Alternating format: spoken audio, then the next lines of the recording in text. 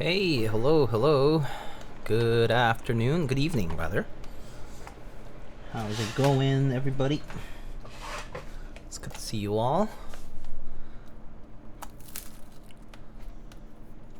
Jura, hello. ODM, Oldster, do you check DMs? Yeah, I'll check. Don't worry about it. I'll get to that. Hubert, showing us hello. Rue MC, hello. Frankie, Fallen, Opsmish, hello. Mr. Jim, hello. Frankie, Conan, Uter, hello. Rienfo, hello. How's it going? Man, this week was a bitch. Glad it's the weekend. Is such a mood. I'm not gonna lie. This week's been. It was a shorter week for me, but it still sucked. So much happened in this last half of the week. Best part is the bottom. That is true. This is the Trader Joe's one, so it has the solid chocolate part at the bottom. So yummy. Resin check. What's up, Mr. Sub? Blood Easy, how's it going? Mr. Glock, how goes it? Ooh, I forgot to update the keyboard command, but I'll update in a second. Alright, folks. Hope y'all are doing well. It's been a minute. I've been just pretty busy. I mean, I think I've explained before, but like I've just been busy with my projects for work, and so yeah, it's just been grinding away at that. And I do have stuff to build. I've built a few things like off stream too, but yeah, it's kind of like coming and going in terms of like work to do and stuff like that. So yeah, 44 fucking months. Oh yeah. Oh yeah. Okay, so today's kind of an interesting build actually. We got this OEM board. Someone I know, you know, they've been I guess kind of a long-term client of mine now. And they they sent this cool, interesting, very interesting looking board. So let me show you in just a second. So it's an OEM ROG Azoth. This is the, you know, Republic of Gamers one, the one by Asus. And you know, I was basically asked to rebuild this, right, with these switches. These are, I think these are actually GAD-G Pro switches. They're not like the RAMA duck switches, which I thought it was at first. These are just some plate mount stabs. Comes in this like Geon bag. It's just repacked in that, I think. And then he sent this aftermarket case for the Azoth from China, from a maker named XiKii Industry, and they make this interesting looking case. I'll show you guys in just a bit, of course. And then on the male side, I recently got, well actually I just got my Happy Hacking Keyboard Professional Sakura Cherry Blossom Pink blanks. So these are the new ones that were available for pre-order through HHKB US not long ago, and so I finally got them. So you know, that's why I have my HKB here, because I was gonna like try them out, and so yeah, you know, going from there. So okay, I said I forgot to update my keyboard command, I think. So let me go ahead and update that right now. So actually right now I'm typing on my HKB, and so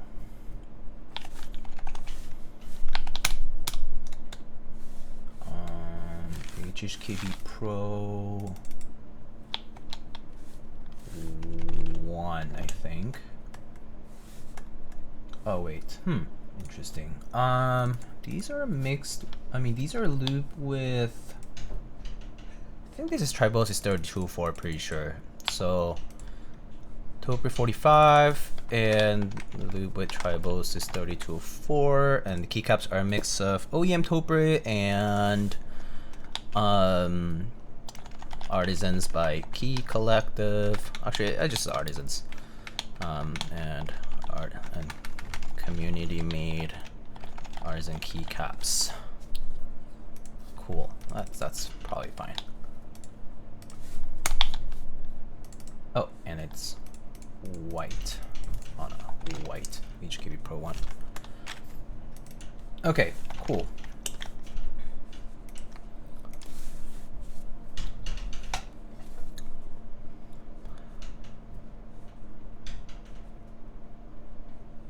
Oh my god, it's like that one Naruto character. What? Still waiting for a good deal for a Pro Hybrid Beige? Oh yeah?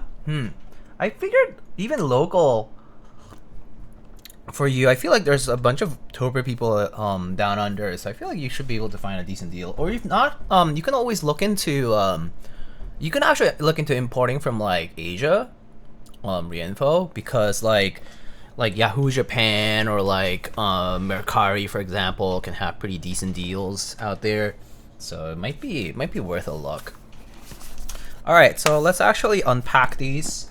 So let's just open these up.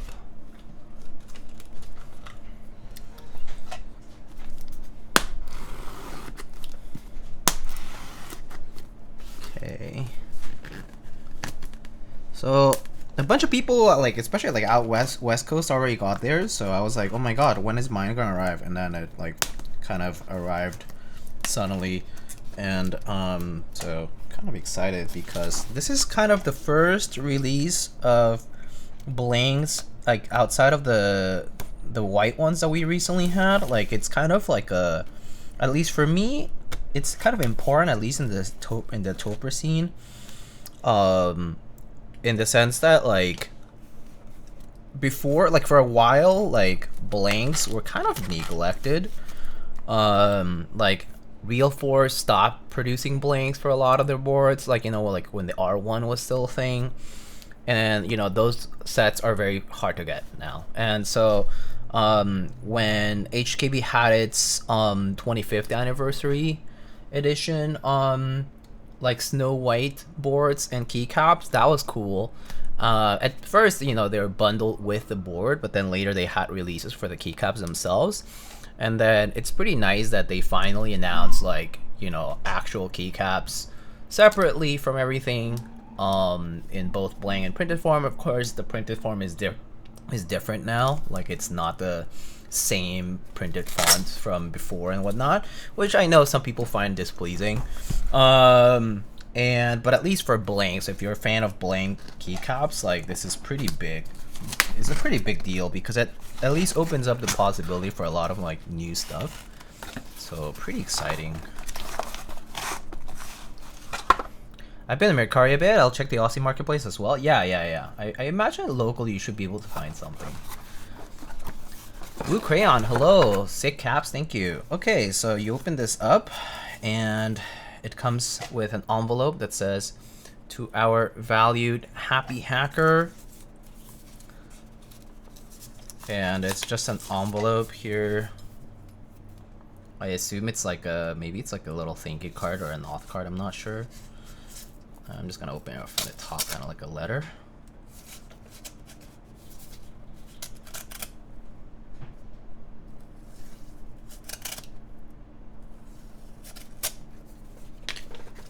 Are these the Sakura blanks? Yeah. So it comes with a sticker that just says happy hacking here.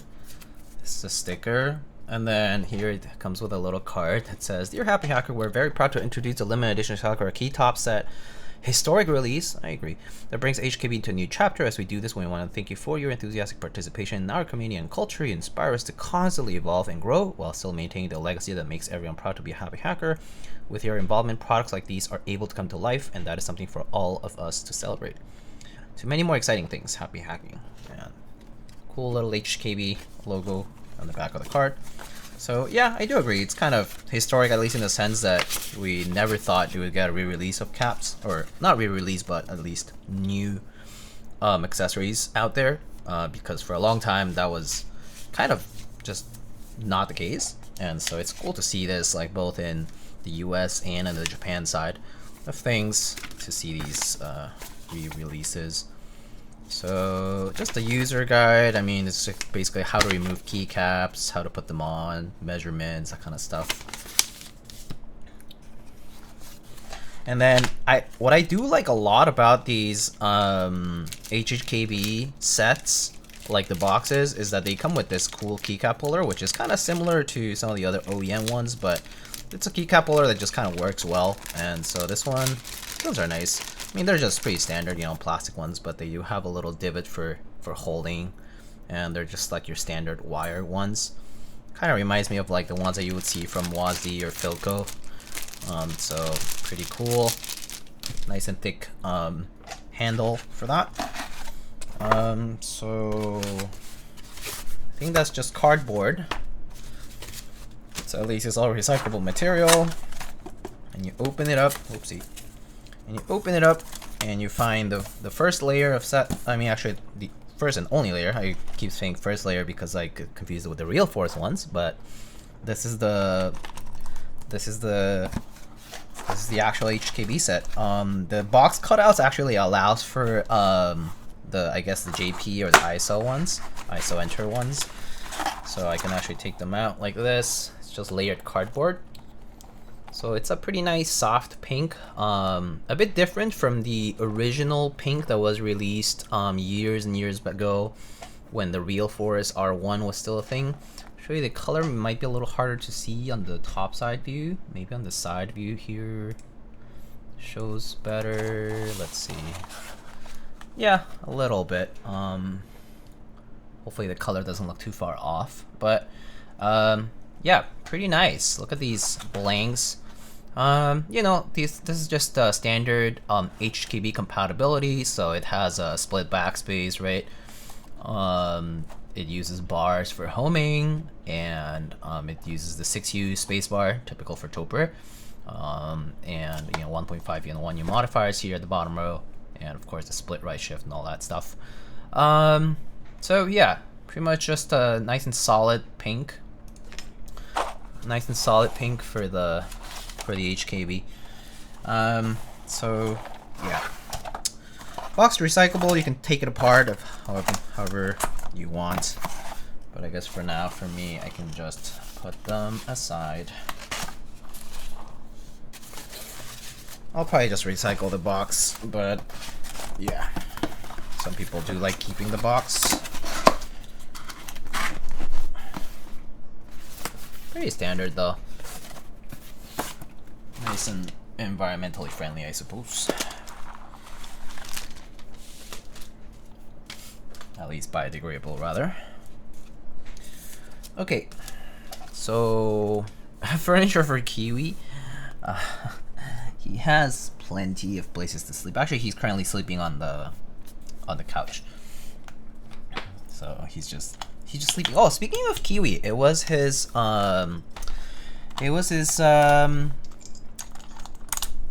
sixth birthday just yesterday. It was his 6th birthday yesterday, which is pretty cool.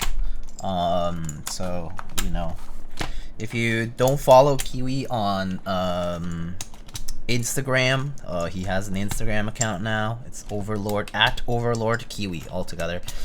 And yeah, he had a nice time. He had we prepped him a nice special meal for him, pampered him with some shaved meat, just delicately cooked, and you know, obviously he's a carnivore, so that's all he eats. So yeah, he usually likes either beef or chicken, so we just got him some shaved beef. Oh, happy birthday, Kiwi! Thank you, Cloudiac. Alright, maybe we'll replace the alphas first, and then we can replace the rest if we want. The best part of Topre is the Topre snap when you put the keycaps on. You know what? I'm gonna... Where's my air blower thingy? Just to get rid of some of the dust underneath while I'm still opening it up here.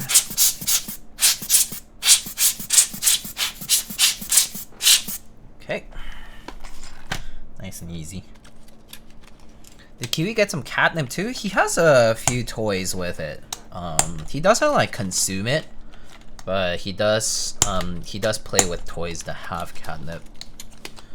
He has a lot of toys. He actually is. I mean, I think I've mentioned on stream, but if you haven't heard it from me before, like he's very generous and benevolent when it comes to his toys. He will like play with all of them very like fairly. Like he kind of like takes turns with his toys, and he just kind of never really misses out on like taking turns with them. And like he'll play with one, and then he'll play with the other. Sometimes he'll play more with one than the other, but then, you know, some other, like, you know, maybe the next week he'll stop playing with the one that he played a lot with and play with another one. Topre watermelon, yeah, that's kind of the idea of using these Sakura ones. Oh, I forgot about the spacebar. Of course, how could I miss it? For the spacebar, always I prefer taking off the modifiers first, and then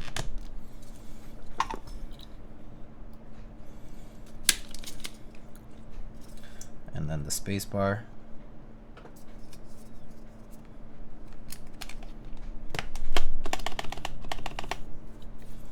Sweet. But yeah, these modifiers are from the green ones are from Key Collective. So yeah. The green and pink go hard. Yeah, it like looks nice, right? I mean, the fruits are just artisan keycaps. But this is what. Yeah, these are Key Collective mods, as well as Key Collective artisans. This one is not a Key Collective artisan. That one's from Whittle Kitty. He's an old artisan maker. He doesn't really make keycaps now, but it's a very subtle pink. Actually, the color on my camera is maybe slightly off because it's such a subtle pink. But let me show you here on the side, maybe. Oh yeah, that's a little better here. Look at that. Casual Diego board. But yeah, there it is. The cherry blossom Sakura caps with the Bianchi Celeste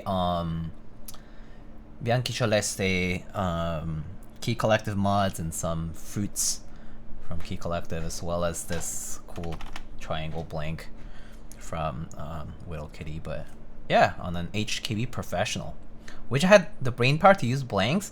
I got used to it. Actually, it did take me a while to get used to, but once you get used to it, it's so easy. Like touch typing. So, but it does take practice, to be honest. Like you just have to practice typing. I think the like symbols and F-row stuff like that, right? Like I do still occasionally press the wrong key. Like that's normal. But you know, pressing a wrong key every so often is okay. Like if you're just typing text or something, right? But yeah. How hard this hits, if you know, you know. Yeah, back in the day, Kudos and Quality from Key Collective had the setup like this, but with the original Real Force Cherry Blossom caps. Those are a much more vibrant pink, and so those hit hard too, because it's a much more vibrant and strong pink. So very different looking, but still looks super unique and super cool. So yeah. But yeah, that's kind of the setup for now. I'm gonna leave it like this for now. And then let me see, is this row 3, row 2, I think.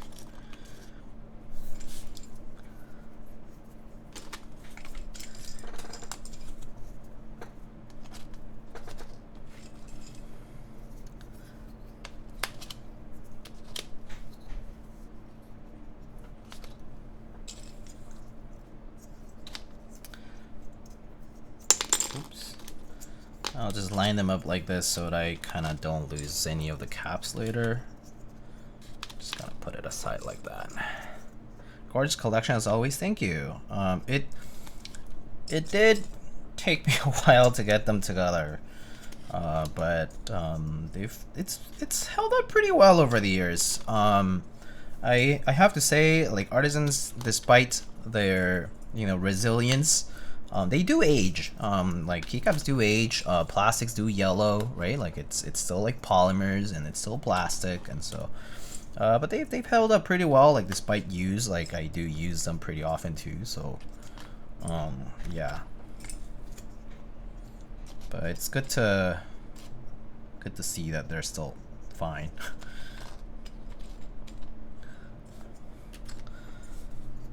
You can definitely tell some of my keys are like kind of on the yellowed side.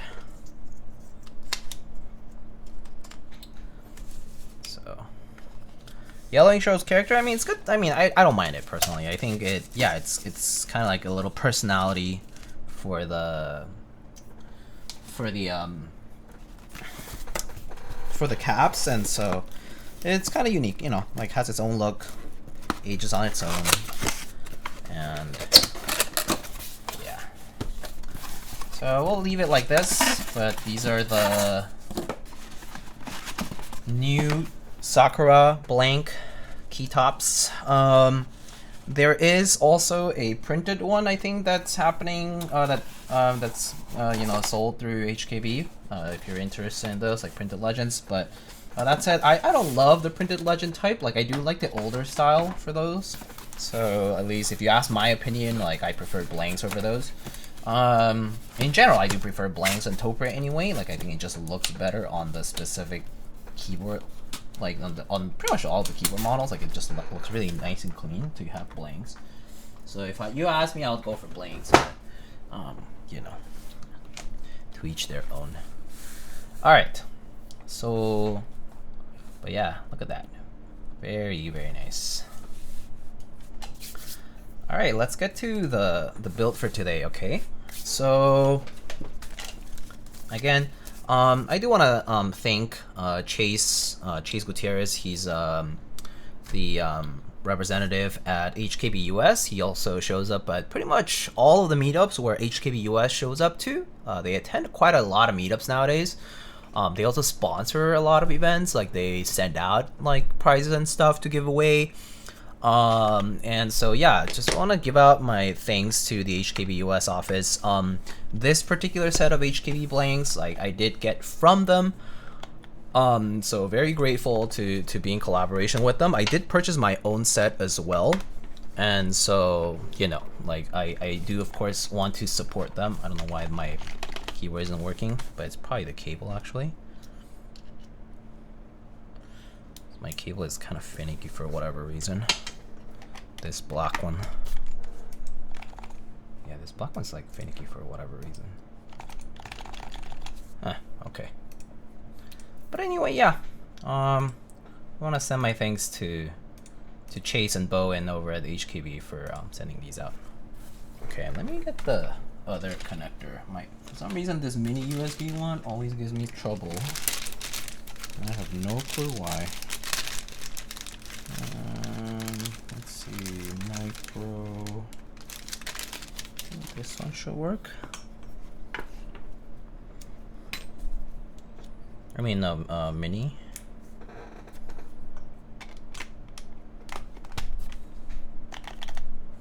Did that work? Oh, wait, that's not the right one, is it? Where is it? Okay, where is my connectors?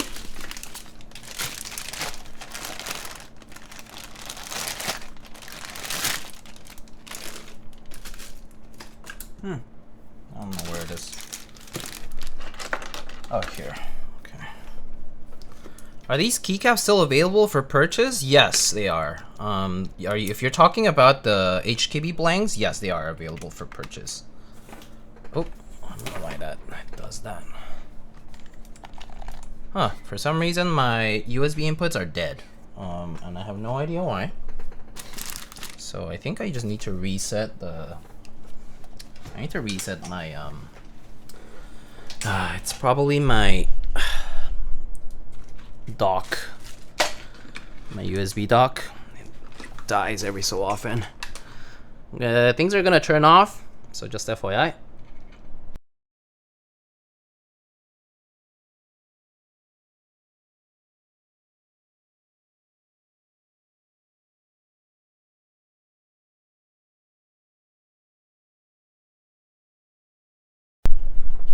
Okay, I think the mic should be back now. All right, there.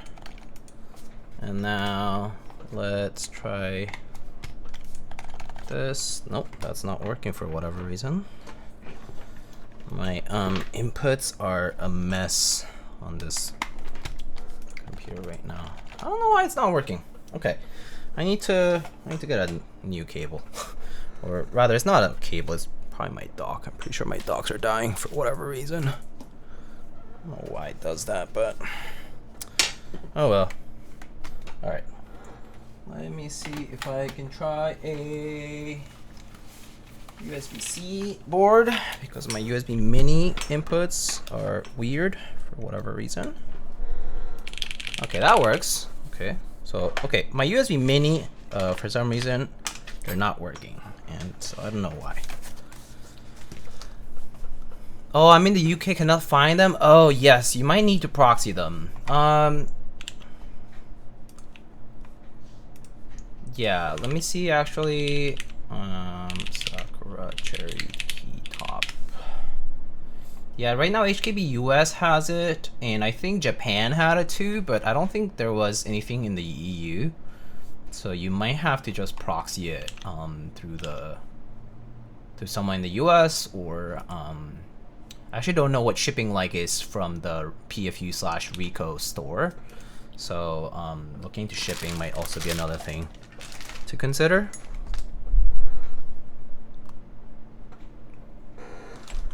Okay, so let's get to this build. For whatever reason, my USB mini cable died, so I can't be using my HHKB. So I can see here that this is pretty much brand new. This is the ROG Azoth. I believe these come with their own switches. These come with ROG NX switch. Let me see what type.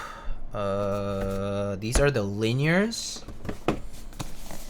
and I believe they have their own everything. So this is the Asus Republic of Gamers OEM board.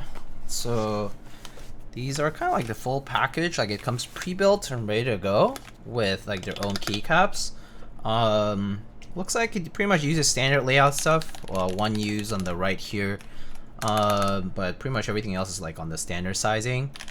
Kind of like semi-low profile. Like you can kind of see the skirt of the caps. Like the caps are kind of shorter than regular Cherry or OEM. So it's neither OEM like standard that I know of, nor like Cherry. It's more like OEM, but it's like slightly shorter. So you can kind of see a little bit of the switch under there. But we're gonna be replacing the switches and pretty much everything. So yeah, let's unbox all of this. I don't know what else is in here. Comes with a manual, stickers, I guess a warranty thingy, warranty card, and then oh, interesting. So it even comes with what appears to be some sort of lube station, switch remover, keycap remover, switch opener, a brush, a cable, and is this lube? It even comes with lube if you wanted to like lube your switches, I suppose, because it's hot swap. This is, oh yeah, this is probably just the extender for the dongle thingy. So there's an extra bit here too. But probably won't need any of this for now, so let's just put it back into the box.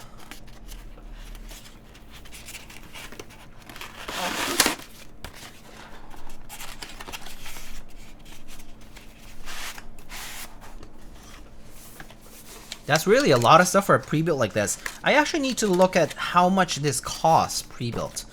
Because this does look to have quite a lot for a pre-built, as you say. So I feel like the cost is more than the usual. I'm gonna bet on it, you know? Like it's kind of rare to see a full built-in package like this. If I recall correctly, I briefly just looked at the specs, but this board is kind of like an all-in-one. So it comes with, let's see, it is basically like you can connect it with a USB-C. It also has a knob here to control like some kind of built-in functionality. There's RGB lighting. These are PVT double shot caps with you know, like the see-through for the RGB. And then let's see, it says metal top frame, silicone gaskets. It's gasket mount with a silicone pad, pour-on foam, silicone foam, so it has all the foam. Okay, so it is hot swap, and I believe this also has wireless. So yeah, it also has Bluetooth and wireless, so you can plug it in, Bluetooth and wireless. And it, you know, it is advertised as basically a lubed, like I assume maybe for the stabs, because honestly they sound pretty good. Like this is pretty solid for a pre-built, and yeah, it does have like 2.4 gigahertz wireless and Bluetooth, so that's kind of neat. But yeah, I was asked to basically rebuild the whole thing. I think the first thing to do is just to try out the board itself. So just to make sure everything is working. So if I go to the wired mode, it should just turn on, and it's not the wired, yeah. And how do is this the wired mode? Yeah, I guess so. Or wait, no, that's the dongle, right? And then there's the USB dongle here if I want to connect it, like wireless, for example. Like I can just do it.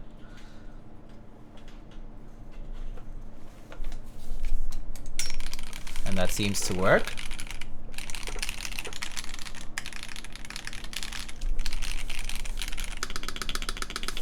The stabs are actually pretty solid. These stabs are pretty good.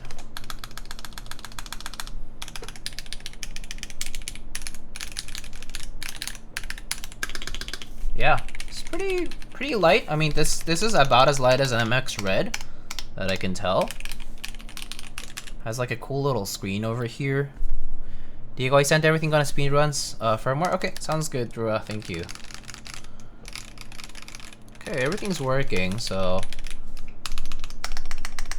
yeah, but this sounds pretty good. We can do a little quick typing test here if you guys want, just to kind of showcase the board stock, and then we can go with the modding, and then we can, you know, do a typing test later. So let's do this. Let's run this stock first. So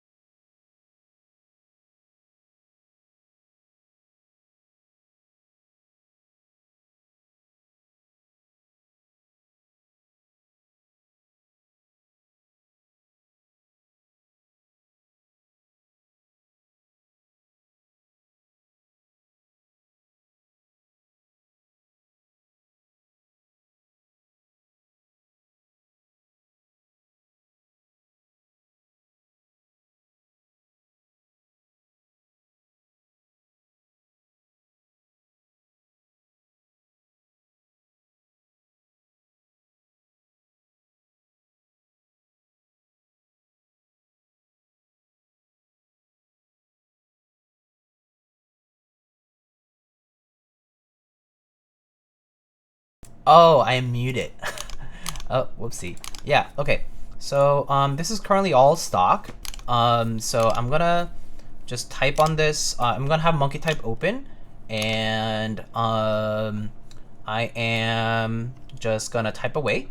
So this is with the NX linear reds. This is currently connected through wireless, and yeah. So these have these PVT double shot caps that are pre-installed on the board with like lube stabs, I assume.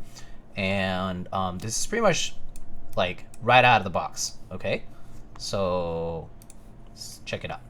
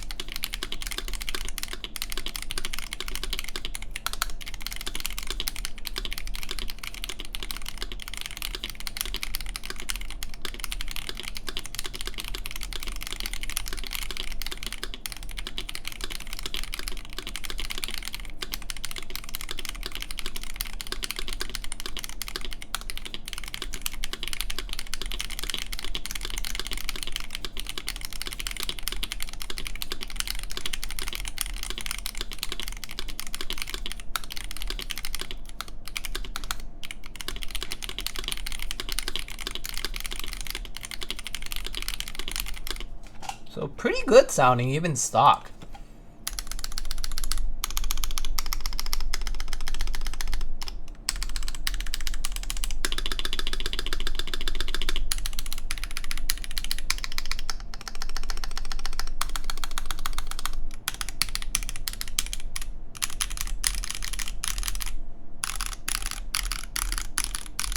So honestly, this is really solid. Completely stock, so pretty nice. Honestly, don't have many complaints about it. It does sound and feel pretty good, but I was asked to rebuild this, so we're gonna do that. Sounds better than customs out there for sure, for some of them, and it certainly is one of the like nicest out of the box kind of experiences that I've had here. Pretty solid, honestly. So yeah.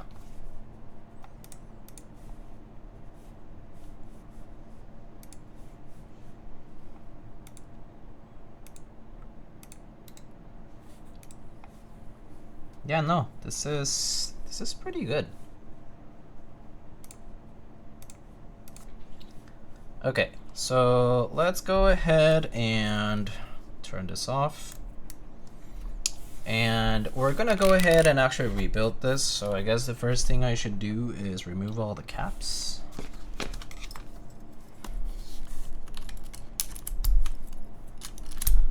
Looks like we have north facing switches. I assume it's because of the backlighting, so that the RGB actually faces to the top part of the cap, and if you have see-through shine through keycaps, then you know you'll get the most out of that.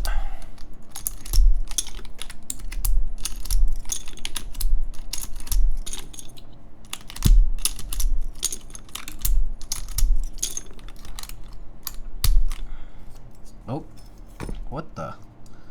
These stabs are interesting. Just kind of came off. Interesting stab. This is different.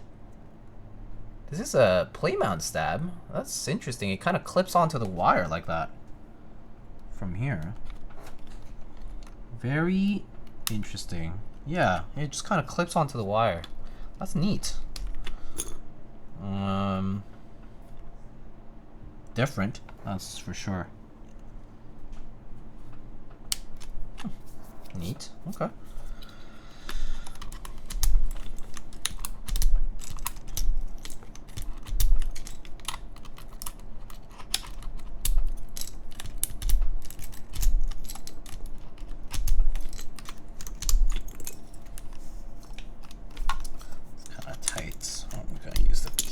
For everything.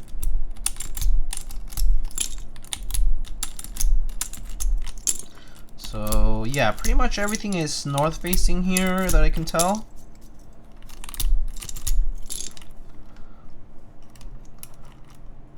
I've seen those tabs on some Korean pre-built-ish custom before, but forgot the name. Oh, I see. Yeah, so if I like wiggle the stab thingy, I mean the the stabilized mods, one of them did clip off, but one of them didn't. So, but yeah, they do seem to be lube. I'll show you guys how it looks. So if you look closely, like it does have some lube there for the wire, and that's a plate mount stab. Pretty interesting. But yeah, as I showed you, like the skirt of the keycaps here is the keycaps are kind of shorter, so you can definitely see the switch underneath. Yeah.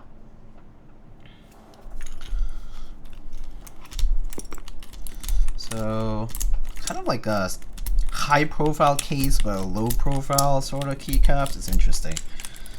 They're like a bit flatter. It's like a CNC aluminum board. Yeah, it's actually on the box. Yeah, metal top frame. Top frame is metal, but maybe the bottom isn't.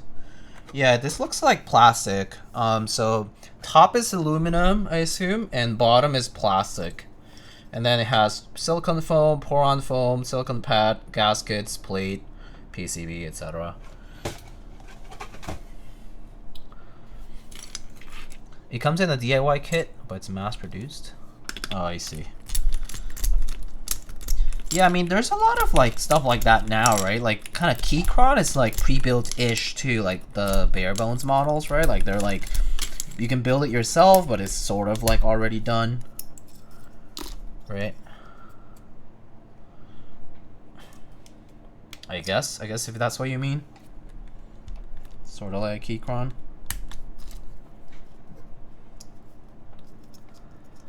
Aren't all hot swap builds like that? Yeah, pretty much. Pretty much. Nowadays, I feel like that's how like a lot of like boards come from OEMs. Like a lot of OEMs have caught up to like the scene and like how a lot of boards are now. So yeah.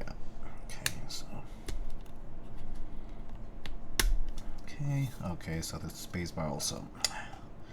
These stabs are rather interesting. I actually don't really love this style of how like these inserts detach every time you basically take off the key, because like it's a little annoying. But I guess it's fine. Okay, cool. So it has like pre-built foam there stuck on there, obviously, like adhesive, so that's interesting. All right, so keycaps, and now let's take the switches out.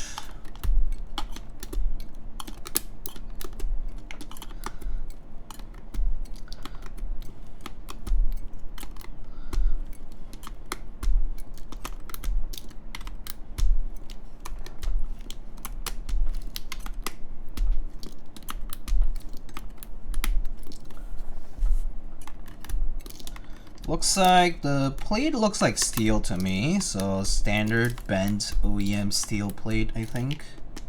Yeah, it definitely feels like steel. Just coated in black here, painted, not sure.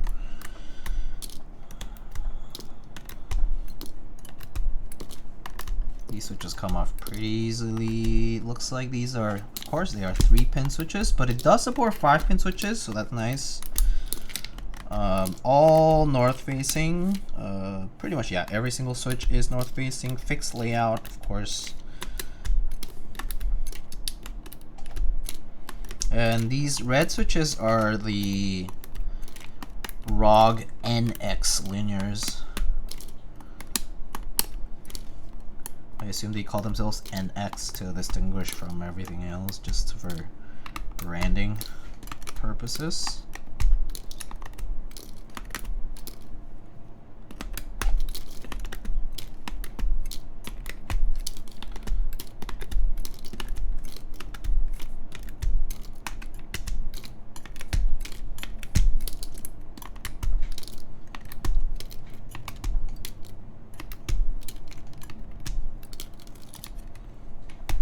Okay, so that's the key switches. I guess I can go ahead and put the let me get a few bags here.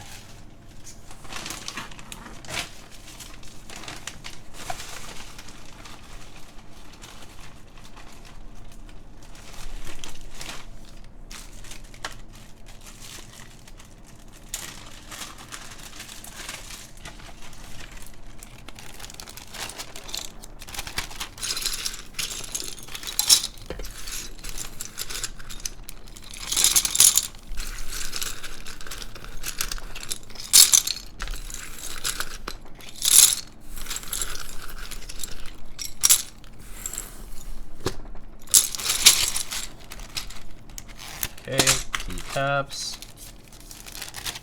switches. So I assume this has like 80 some switches-ish, maybe a little fewer actually, maybe just about 80.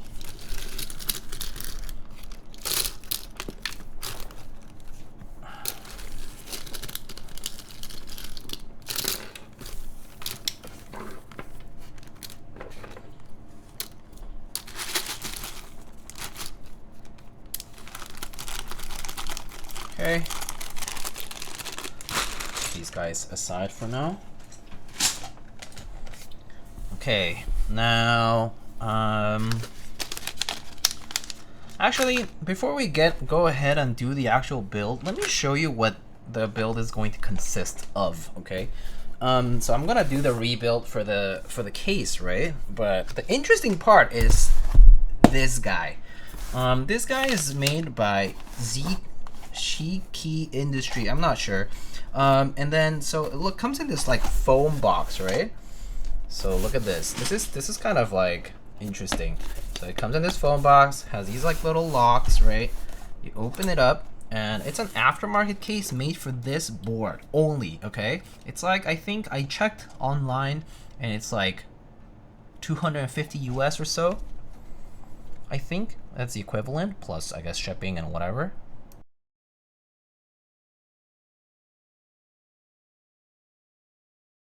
Obviously overkill if you just want like a pre-built, but it's for those who want to go the extra mile. And so this is like a full custom case. Like, this is definitely an aluminum chassis, looks to be anodized in black pretty much. It has internals like the ribbon cables that correspond for all the parts here. It has the socket here for the dongle. It has the area for the switch for the you know, wireless, like switching between wireless and wired or whatever. And what's kind of interesting is this. Okay, check this out. So it's like a full like guillotine kind of case, right? Kind of reminds me of like those guillotine cases. And it has this built-in wrist rest.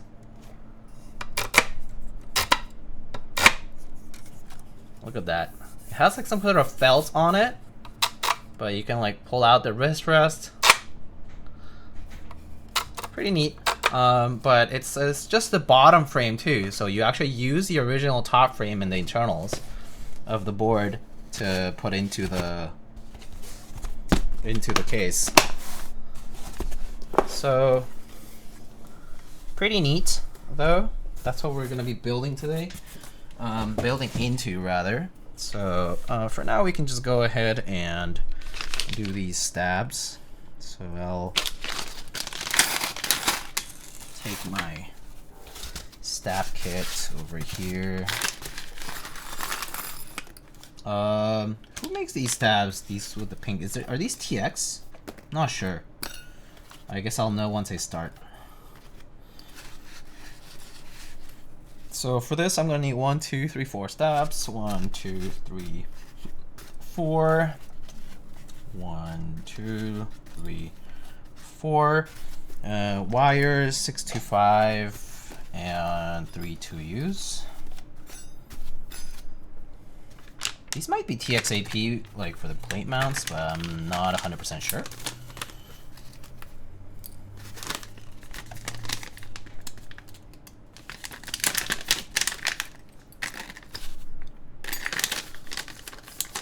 Okay. I guess maybe I'll know if I clip on these wires. If they feel tight, maybe they're like TX. Definitely feels a little tight, so it kind of does remind me of TX.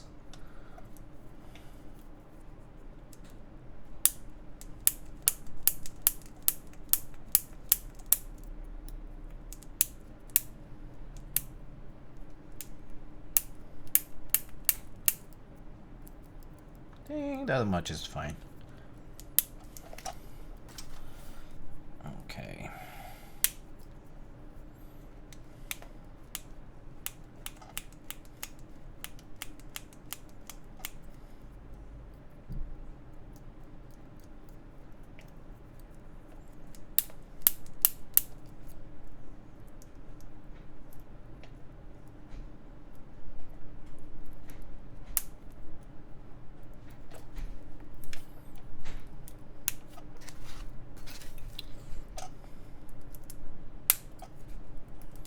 Okay, so let's break in these a little bit. They feel kind of tight on the wire.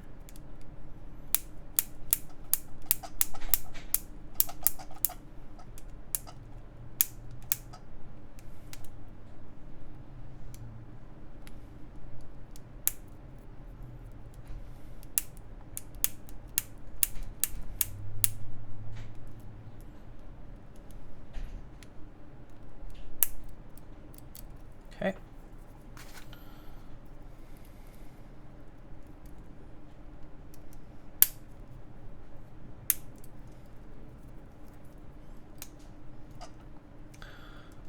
Not a monster board. Also came with a tube of Super Lube. Oh, okay.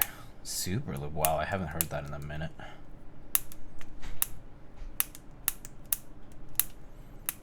I haven't used Super Lube since I switched over to Krytox for stabs, but yeah, it's been a minute. Did used to use it though for a pretty long while.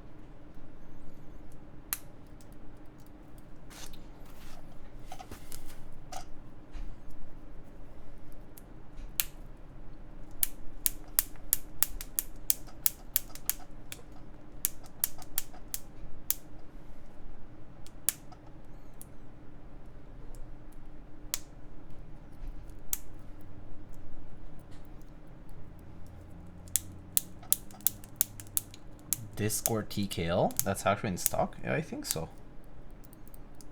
I think the Appos, I think, bought a bunch of Kono stock. I think they sell it.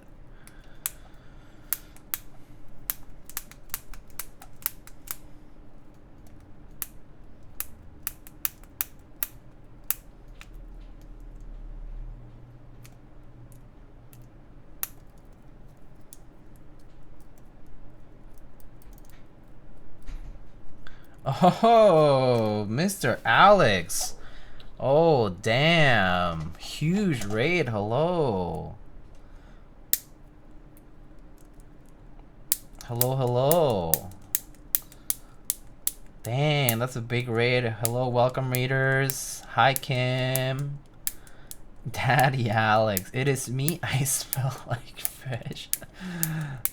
Hello raiders, how's it going? We're here breaking in these, I think these are TX plate mount stabs.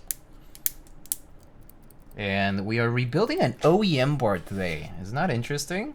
A ROG Azoth 75%-ish board. And we're putting this into this interesting Chinese custom case for it, which is right here, which has this integrated wrist rest. Once you look at that, very interesting. I actually had to look at their like video to sort of get the hang of what it's required to like put it into the case. Really intricate, because it has a lot of parts, like because it also has like the antenna for the wireless and the Bluetooth, right? And then it also has a battery inside, right? Because it also, well, you know, does wireless. And so I had to like look it up and just like write down the steps and follow them along. So here we are doing that. So right now I'm in the process of rebuilding this board. So I took out the stock switches, which is the ROG NX Reds, and we're currently lubing some stabs, and gonna go ahead and put the new stabs in, the new switches in, which we have some Gap G Pro linears. These are yellows, and then yeah, we'll get to installing it into the new case. Bring integrated wrist rest back. Yeah, it's like one of those like guillotine cases. It's pretty intense looking, if you can see. Yeah. Oh, Kim redeemed HHKB. Look at that. Doesn't it kind of remind you of a 7V a little bit from the side?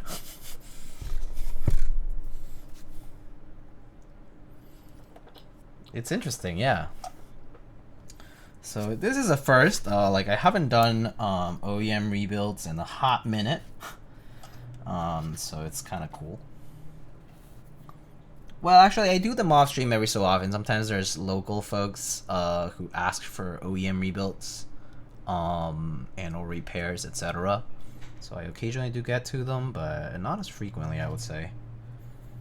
Definitely not as frequently as custom boards, since it's always fun to get something new. I will hug Kiwi if he might hate me for it. He's sleeping.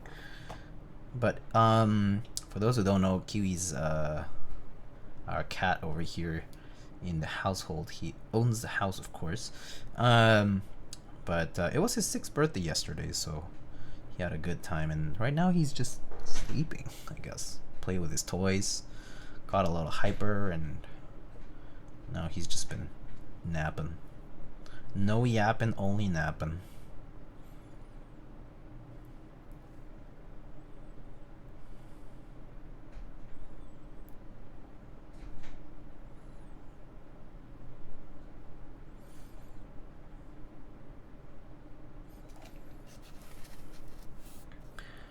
What does OEM mean? Original equipment manufacturer. Yes.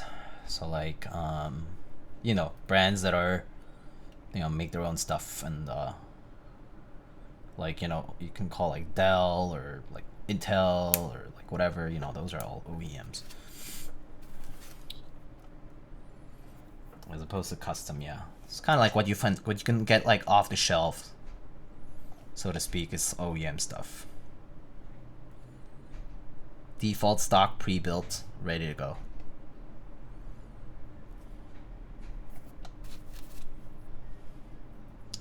Yep, and off the shelf, pre-built. Yep.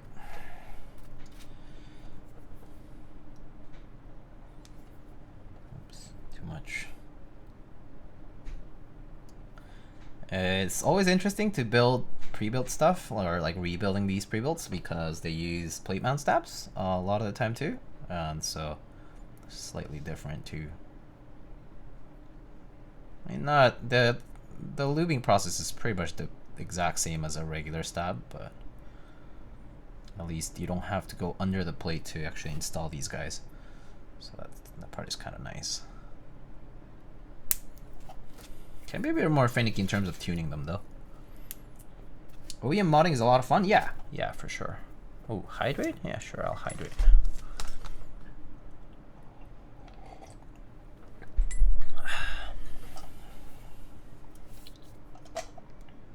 I'll grab Kiwi in a bit though. I think maybe when he feels a little more awake, or he looks a little more awake.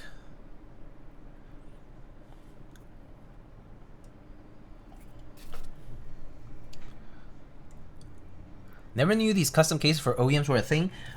So back in the day, like Philcos, for example, had you know, secondary cases, right? That you could buy like online, or like, you know, if you think about like old school, like the poker, the IKBC poker, right? Like that also had Basically, like when people started making aftermarket cases, right? Like that basically was custom cases for OEM boards. So that basically classifies as the same, but you know, this is like long, like 10 years ago when like that was like more normal. Now, of course, you have so many custom kits and stuff, so many offerings in the market, and now like even OEMs make their own bare bones kits, right? Like they're like build kits, that you can just build from the ground up. So the scene has changed quite a lot in the past 10 years.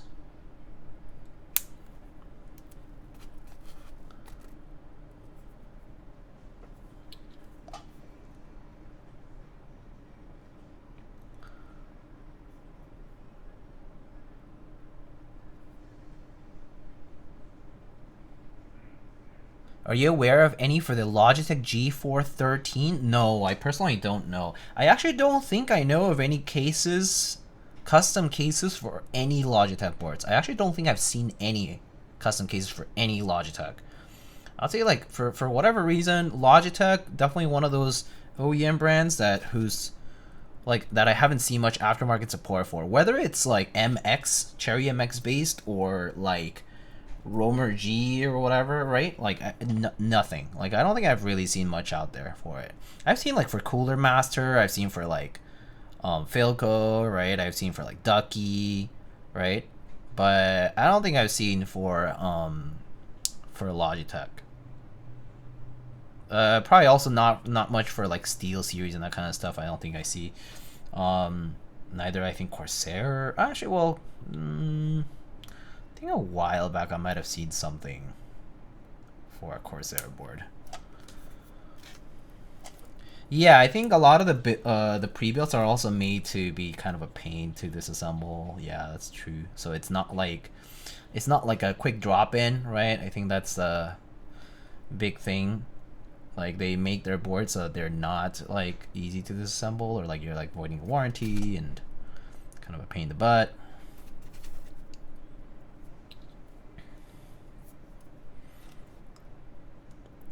Good evening, the Chiban. How's it going?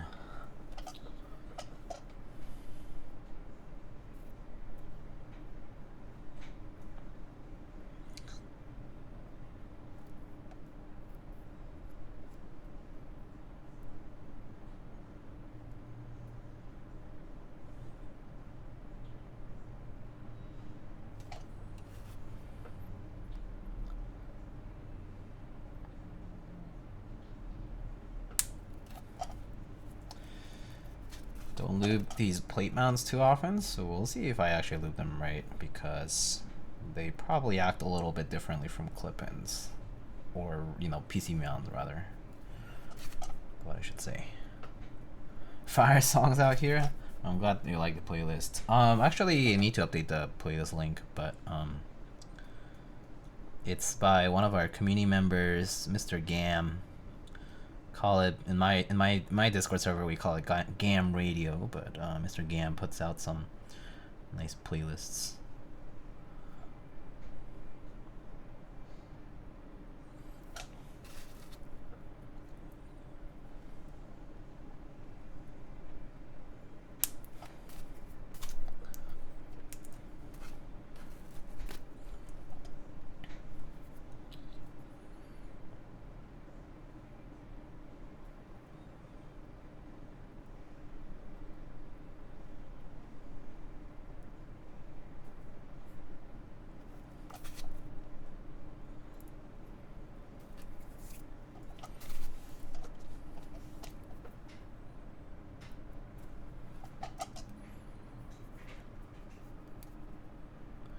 Cam paid out my tuition. Great guy, unlike True. All I see you guys do is bigger. Yappin'. What's up, Zaddy? Oh, Mr. Masto. How's it going, man? What you up to this nice weekend?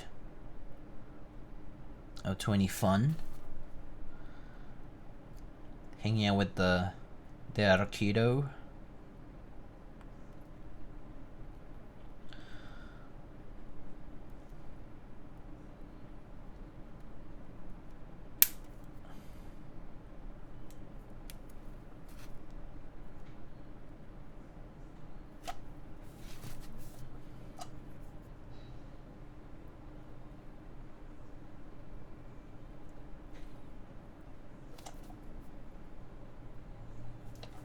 Actually, I think I got the wrong side for this.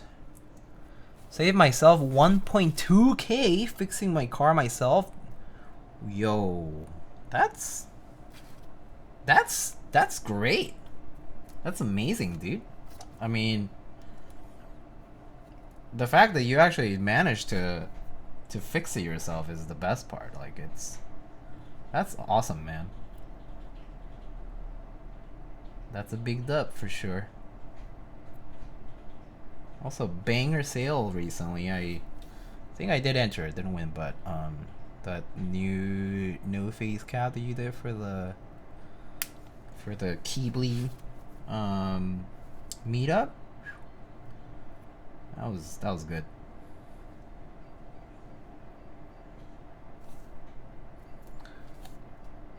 Oh, time to leave? Oh, all good. Not making any demands here. You're good.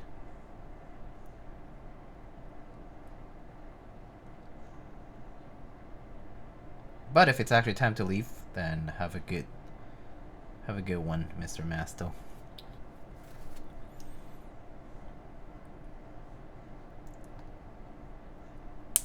Alright. I think that should do it for the plate mounts.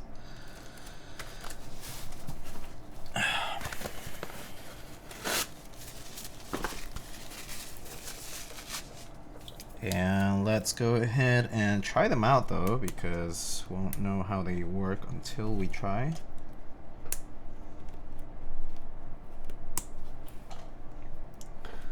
Okay, so how do I effectively remove these guys? Should just kind of come off, right?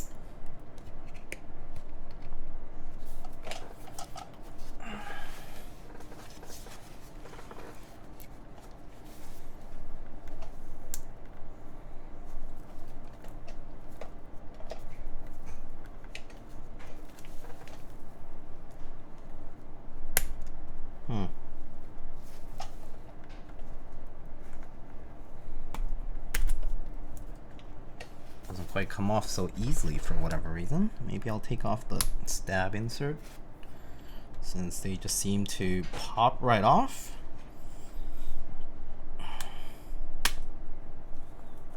Which is an interesting contraption. I can't recall, but are you hitting KeyCon? Yes, I am. I am. I should be there. Oh, there we go.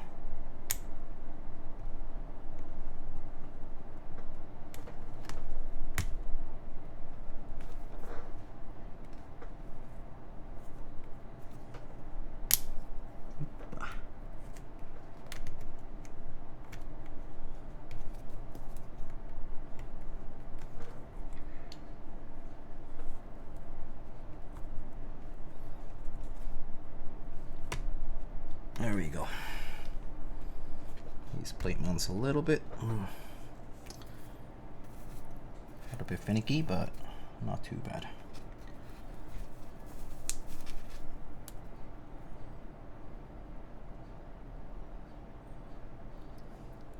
Stoked to meet ya. Likewise. It'll be fun. Be a good time. Okay, let's put that aside. Red Takes, what's up, Diego? How you been liking the Lily? It's been pretty nice. I've been enjoying it. Ooh, it's kind of dirty in there, huh? A lot of lube in there for whatever reason. Let's clean that up.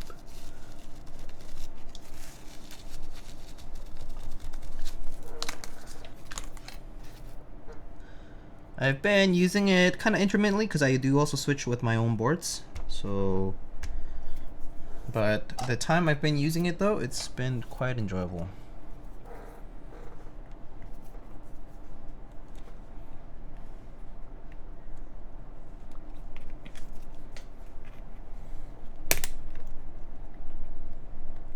I see, I guess these stabs don't quite come off unless the inserts do too. So I'm gonna remove all these inserts first because the tabs sort of extend all the way out.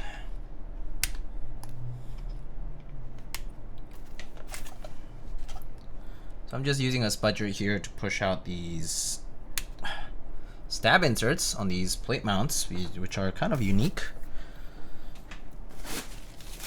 And then I'm gonna go ahead and just remove each of the plate mount stabs by pulling the mounting tab here, and then just using the spudger to gently dislodge it off from the clip. I said gently, but it's being a little, okay, there we go, stubborn. There we go. Which forum did DK savor again? I'm actually not sure. Might have been KBD Mania, but I actually don't remember whether it was KBD Mania or somebody else. Looks like I can't quite remove this unless I remove this adhesive gasket. Okay.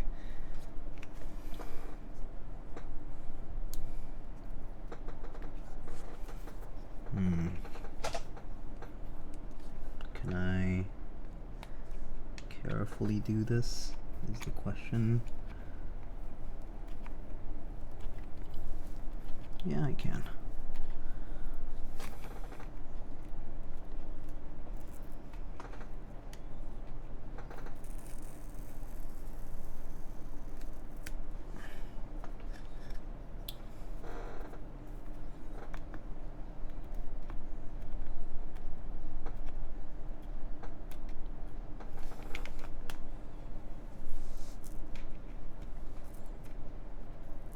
Ended up grabbing one. Nice. What color do you end up picking?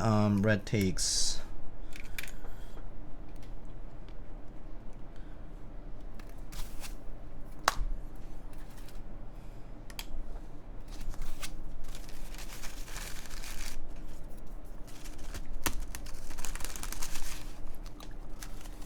Oh, Rat Eats. Hello. How's it going?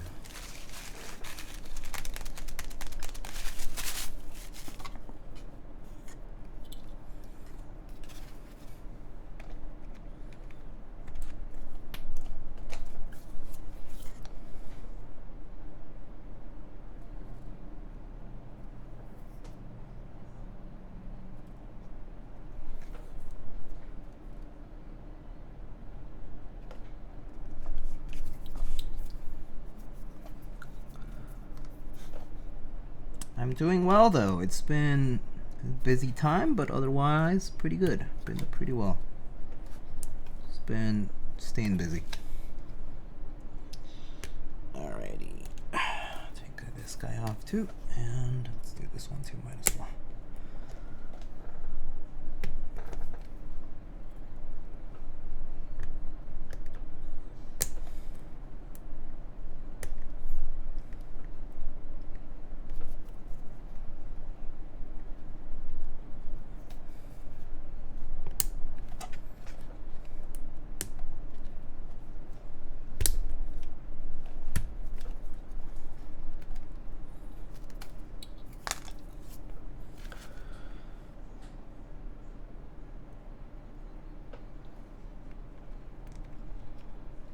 Was it not KBD Mania? I think it was, but I am not 100% right now. Excuse me.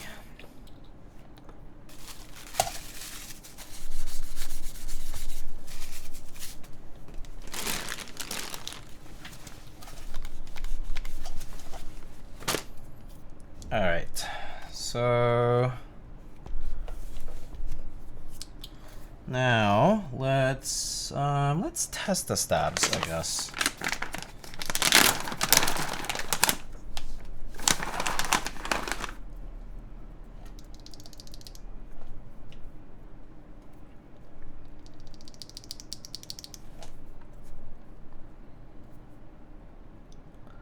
Some dude on KBD Mania took it to Philco, like took it to Philco, meaning like the headquarters or something.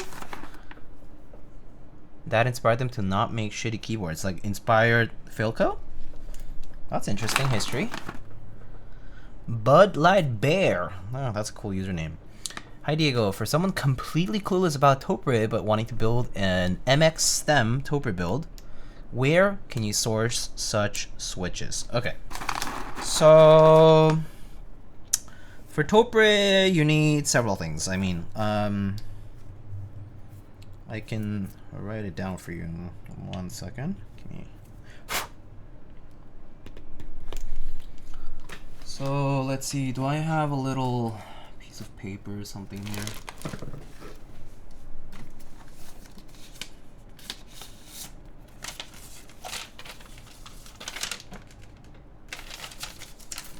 No, not this one.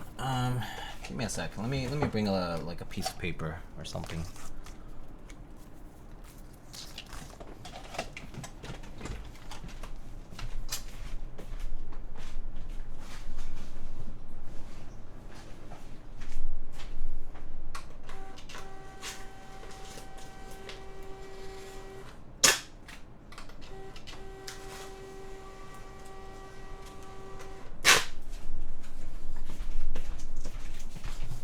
Okay, so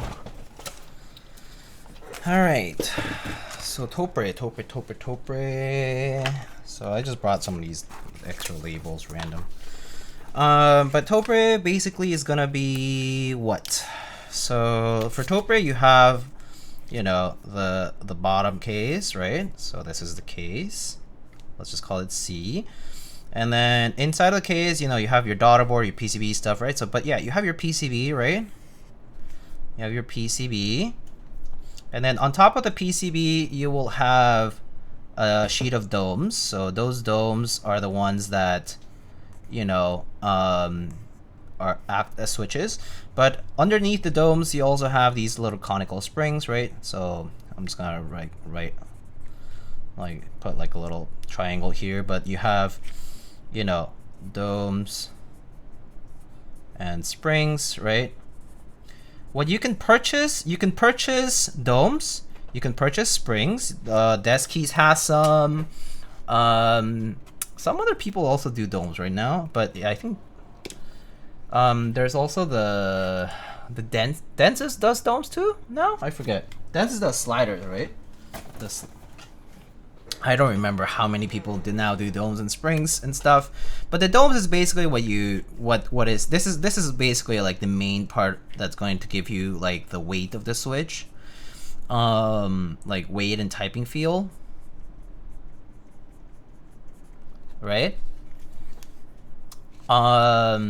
So, but like there, if you're around, so you want to shot for domes and springs, and then on top of that, the domes, you're gonna have the housing or the plate, right? And on the plate, you're gonna have like each of those individual like switch modules, which are going to be the slider, right? So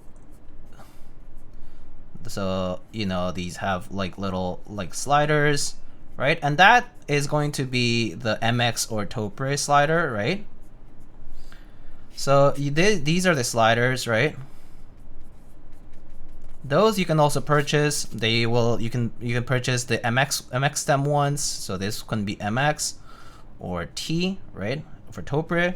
You can also purchase those. Deskkeys has some. I think Dense's made sliders as well. If you go back, like you can also harvest from original Topre boards, right? Like OEM Topre. You can also get like from Real Force RGB for MX. There's also Nova Touch, I think, also has MX sliders, but those are hard to get, very expensive.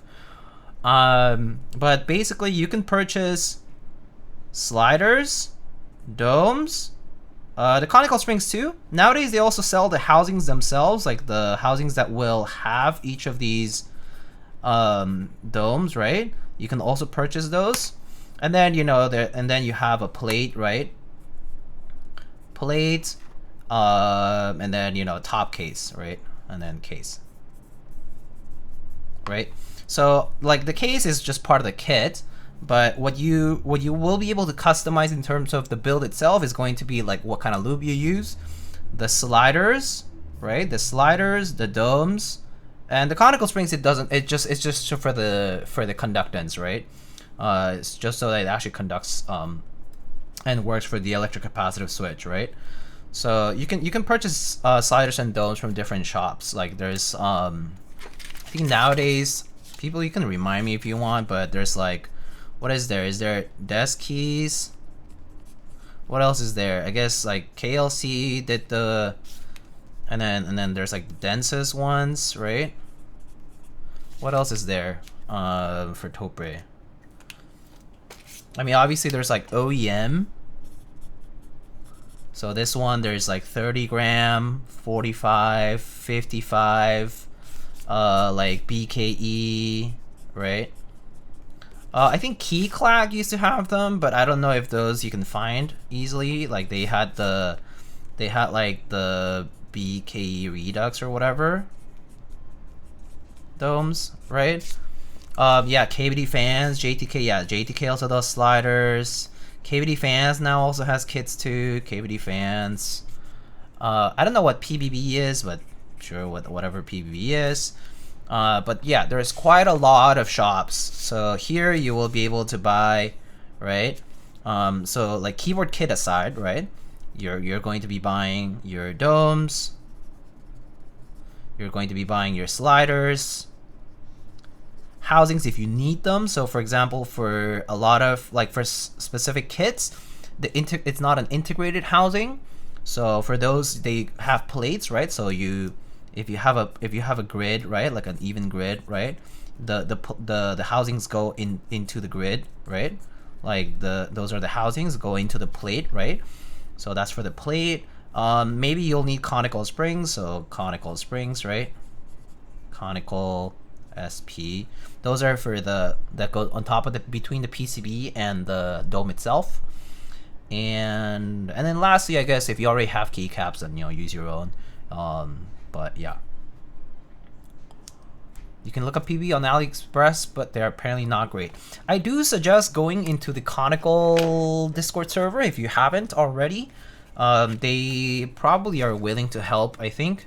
I don't know what is it discord.gg/Topre or is it Conical? I actually don't remember what the domain for the Conical server is now. So if somebody has it handy, just feel free to link it or feel free to mention it.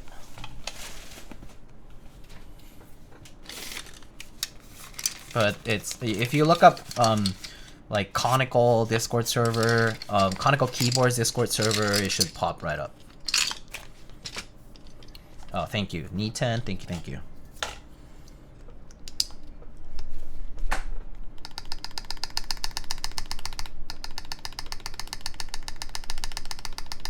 Sounds good. Pretty nice.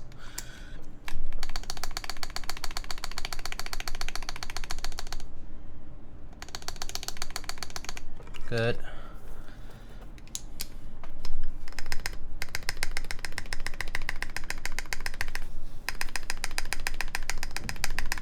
Okay, nice.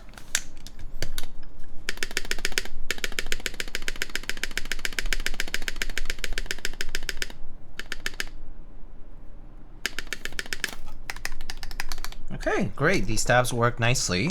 No issues. So now we can go ahead and rebuild this thing, test it out, and then we're gonna do the case transfer.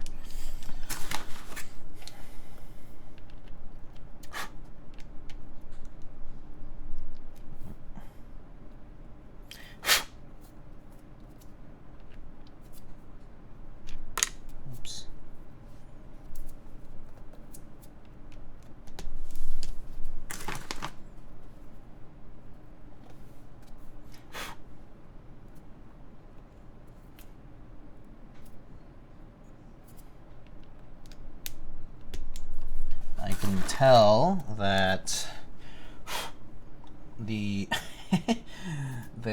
to-be owner of this keyboard who lubed the switches probably has a cat. I can tell from the random fur here and there.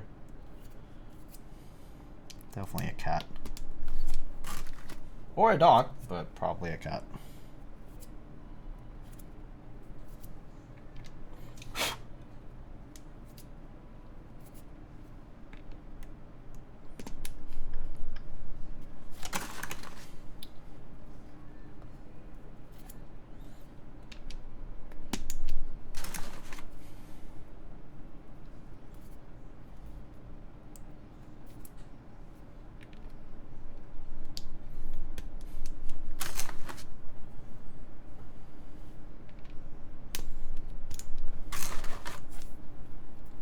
Oops. All right.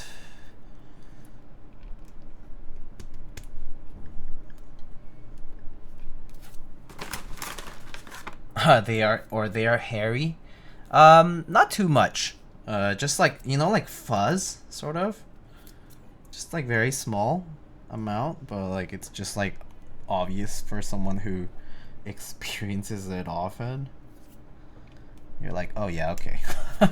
There must be a pet in the house for sure. I'll use this.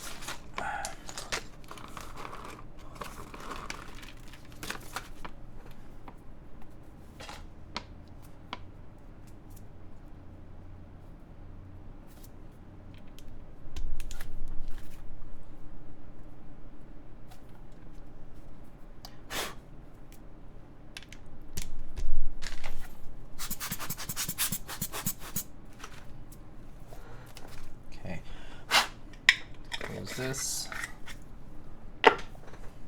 What switches are those? These are Gateron. I think these are Gateron G Pro linears. These are the. I think these are the G Pro linears. In yellow. At least based on the listings that I saw, I think that's right. I actually don't recall if these might be different ones, but I think based on the description, these are G Pro linears. G Pro linear yellow switches.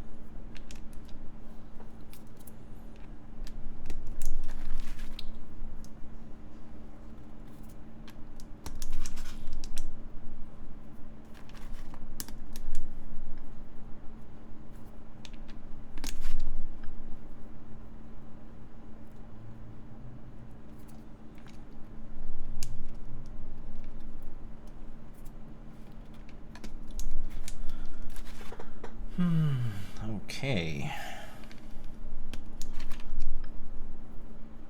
Two and a half more rows to go.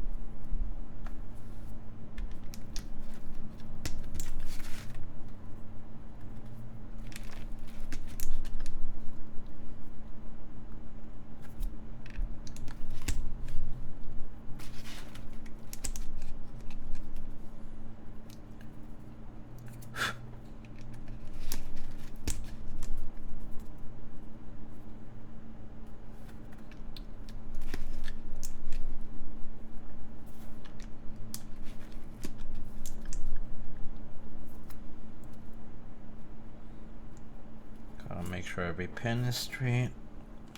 Some of these are bent, so.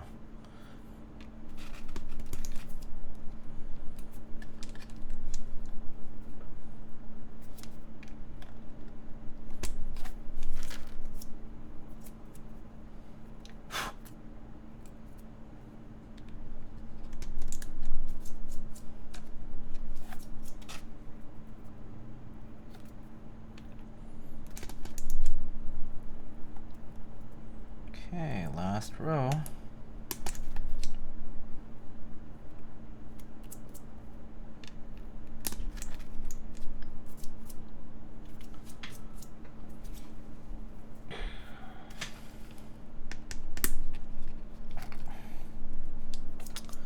That kind of sounded like a bent pin. Just double check. Oh yeah, so for those who are in the US or in Canada, that you guys get to see the eclipse. I actually earlier before I was starting stream, I was editing. I was checking out some of the photos I took. So I I was up in the Ontario area. I traveled up to see the total solar eclipse in Ontario. The original plan was maybe to consider upstate New York, but it was too a bit much of a bit, you know, it would be a bit of a trip to go up there. And not to mention, like, flights and whatnot was already super expensive when we were looking into it. So ended up flying over to Toronto and then drove out in Ontario to see the eclipse.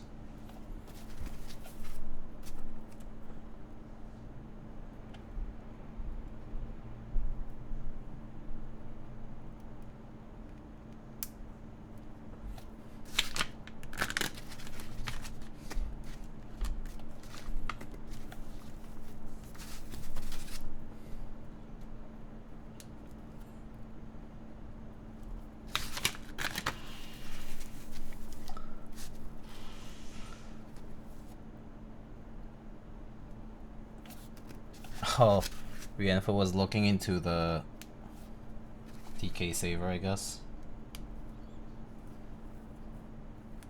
That's nice.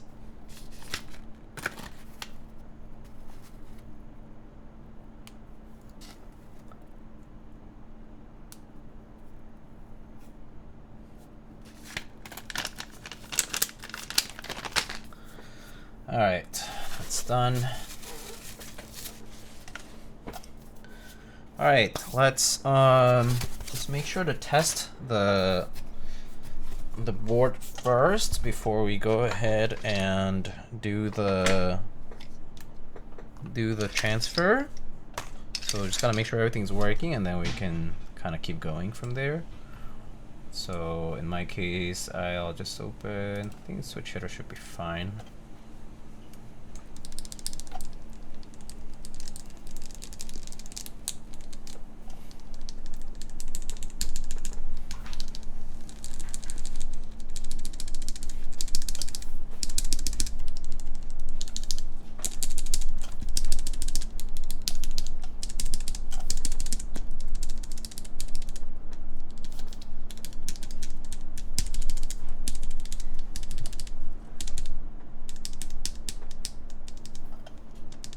That's the FN key, so that's fine. All right, I think everything's good. So now turn it off.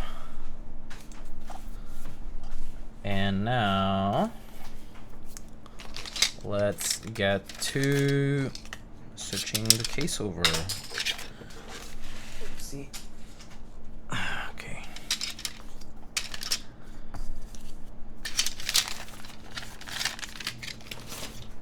I'm never doing vial out of spite. Well, spite towards what? What, do they do something? Drew?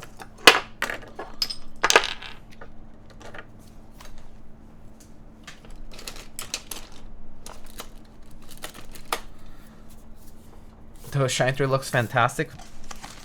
Mr. Baby Rage, how's it going? Good to see you.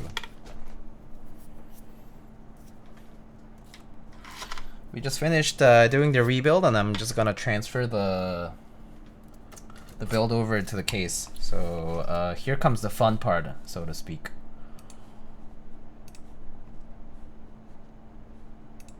Oh. Alright, just gonna...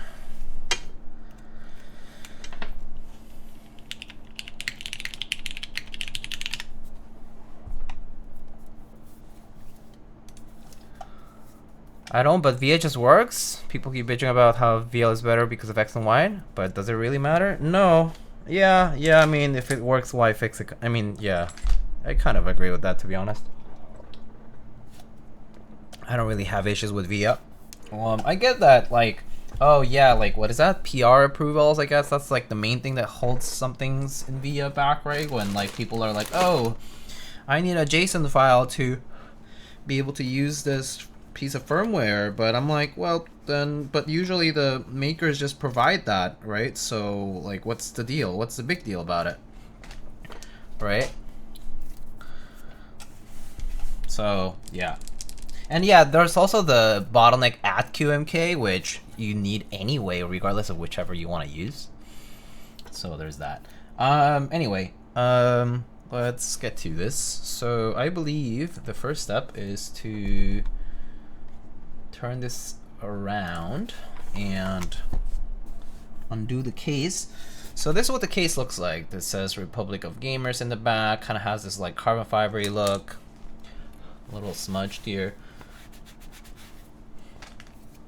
you know, and then it has these flip out feet. There's two different ones if you want, bump-ons, a little sticker, but yeah, this is wireless, so the bottom is, here's plastic. And so let's see, they think these are M2 screws from what I can tell, so just open this up here. So there is a bunch of these screws. So okay, I'm gonna have to keep track of screws, so maybe get a few of these trays.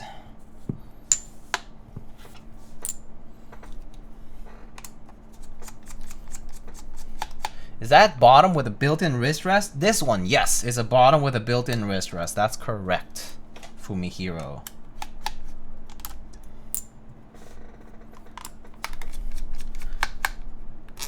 Alright, so we first gotta take off all the screws so that we can take off the top shell.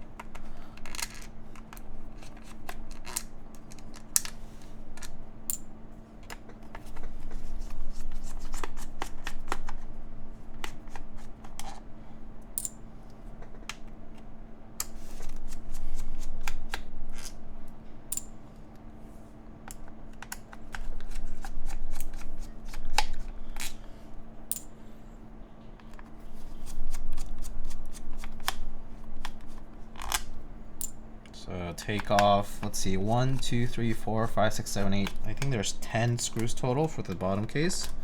Quite a lot. Okay, so take off our screws, flip it back over. I think it should be enough to remove the top case. Yeah, okay, so it removes. That's our top case. We want to keep this aside because we do want to use it.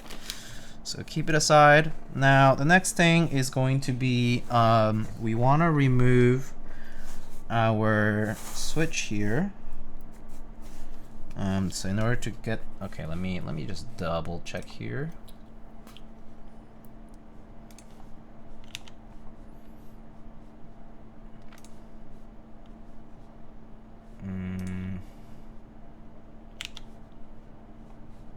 Where is my...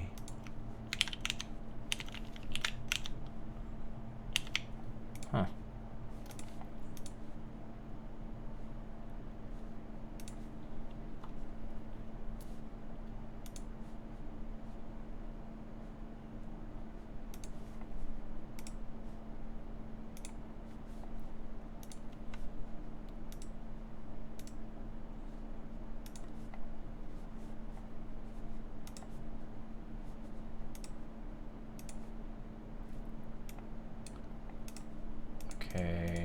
So then they take off the top case, and then,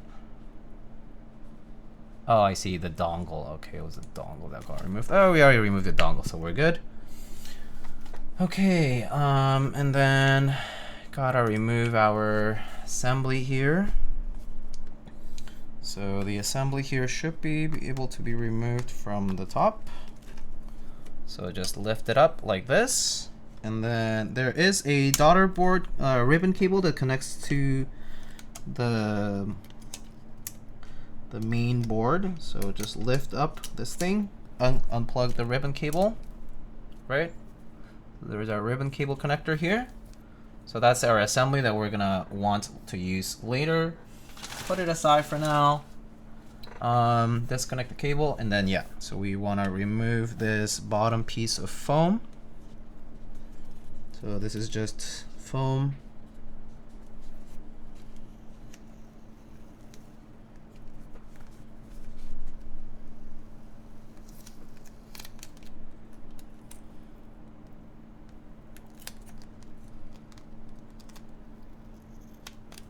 Okay. So bottom foam, and then this actually can just go straight into the metal case. So this can just kind of go in here. Like that. Just match it up to the case.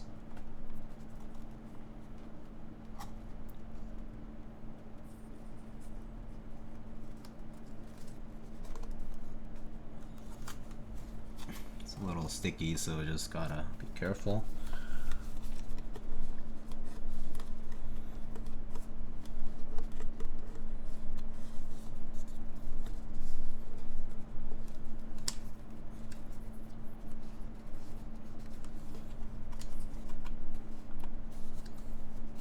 Okay, so just transfer it over to the metal case, and now we wanna, let's see, unscrew our daughter board.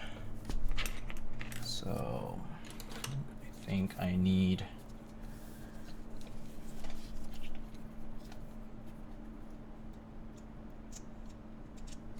okay.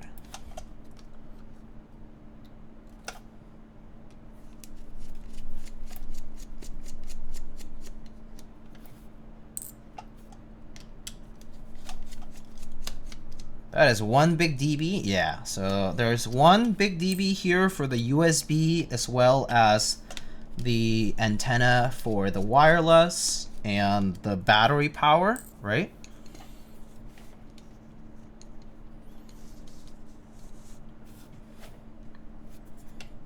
Okay. So here we want to remove this ribbon cable that connects the two here.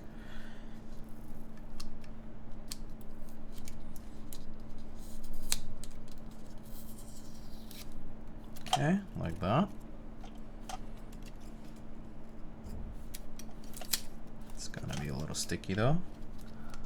Okay, now let's remove this battery cover.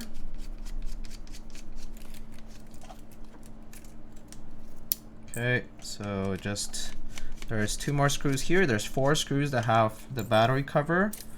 Fortunately, they all use the same size screws, so no real confusion here. Okay, so this, just carefully, if you need some help, using a spudger can be useful. That way you don't break any parts, and carefully take that off. Okay, so that's our battery cover.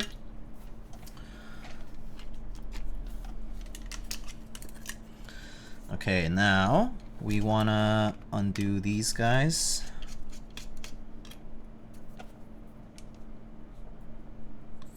Tiny, so make sure you don't lose the screws.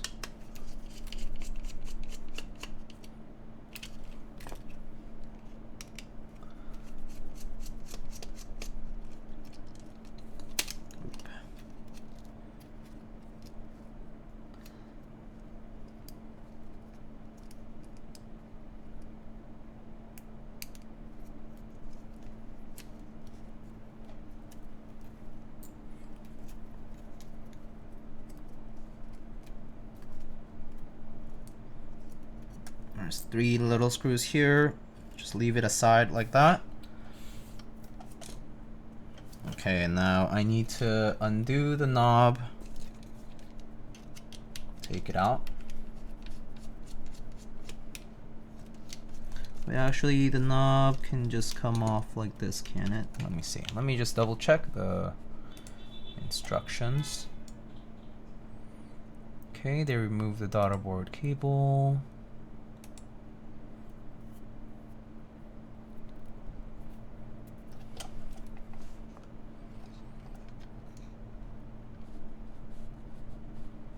Okay, cool. So they just undid.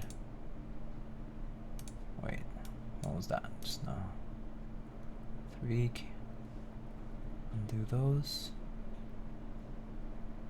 Oh, okay, and then just, okay, so grab this and then just,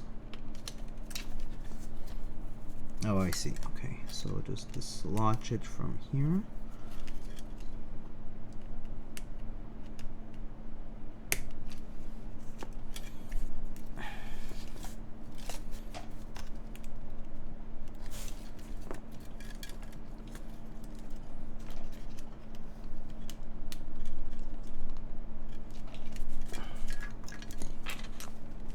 Easier to do it with my screwdriver.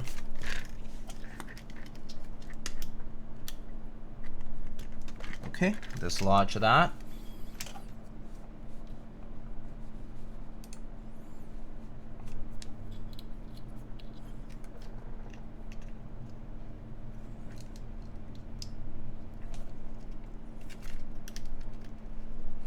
Okay, so leave the knob aside.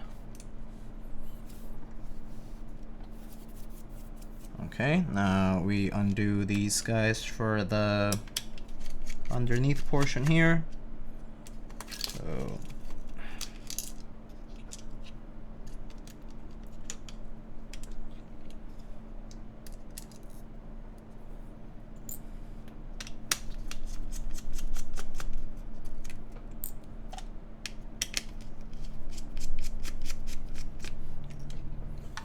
okay, now these go together with the screen. Okay, so there's our daughter board section with the battery cover. Show you, battery cover can come separate. Okay. Okay, and then remove all together. Okay, now we unhook our antenna.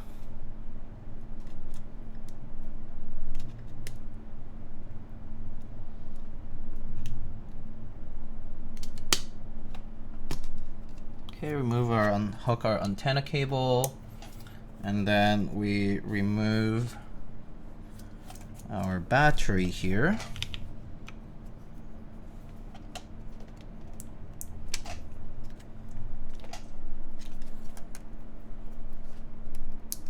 So there's a bit of adhesive under the battery, so you just gotta be careful.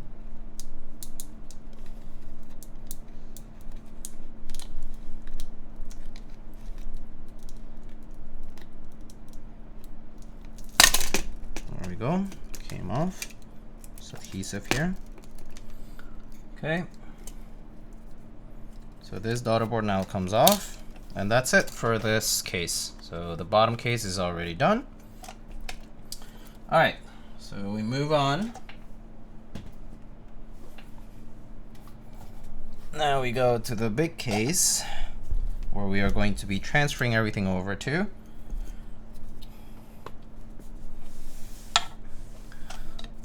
Okay,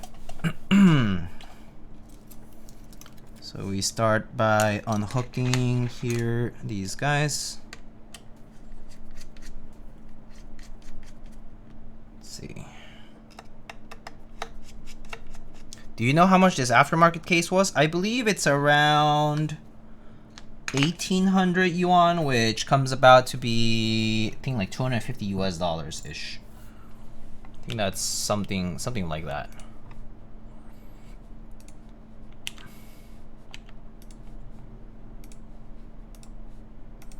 Okay, let me just double check that I'm doing this right.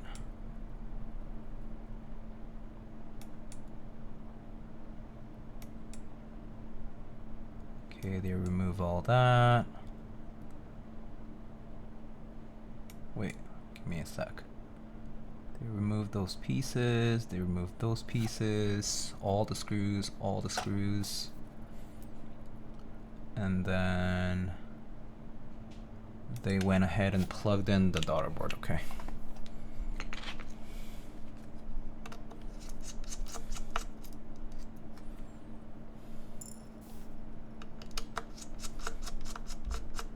So this ends up being like a $400 US board. Yeah, pretty expensive, eh? I mean, well, if you put it all together, yeah. But I mean, it's kind of interesting. I'm kind of glad that I get a chance to check something out. I mean, check something like this out. It's just very, very niche, very unique.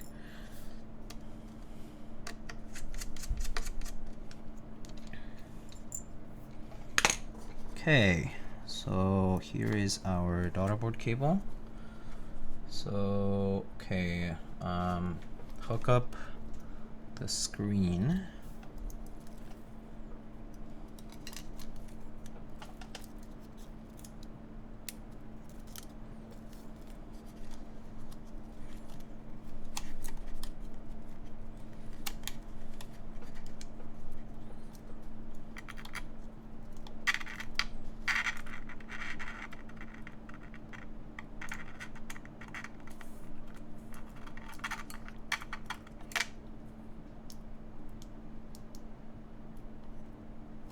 Okay, so there is our screen, and then hook it up, and then carefully place it where it goes.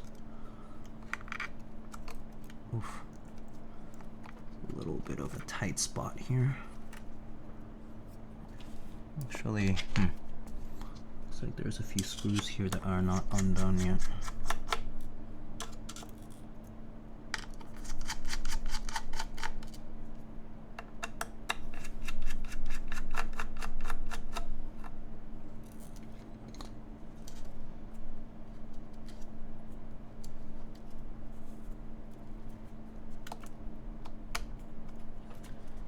Okay, now this goes on. It's a tight spot though. There we go.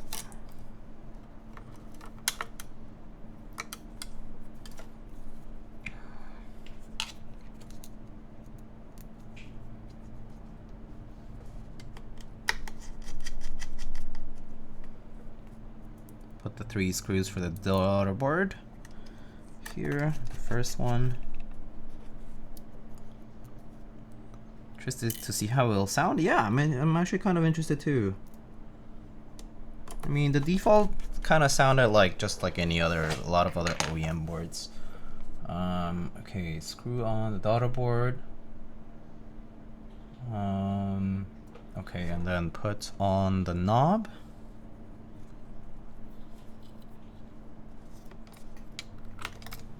Interesting. So this just kind of goes on top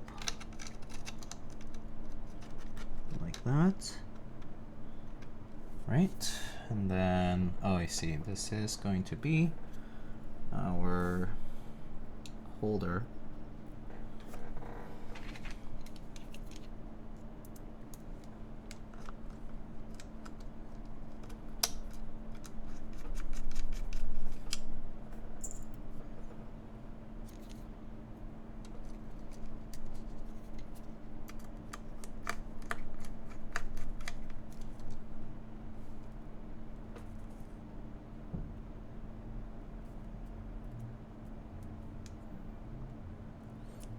Let me see. Yeah, okay.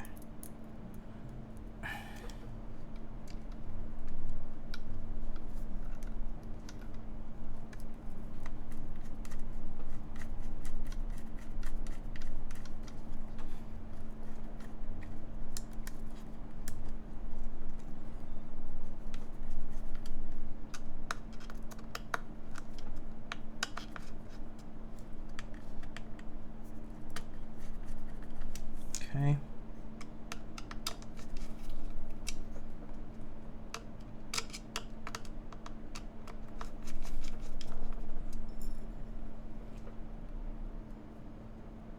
got my first really high-end board the other day. LZGH V2. Ooh, nice. I love the LZGH.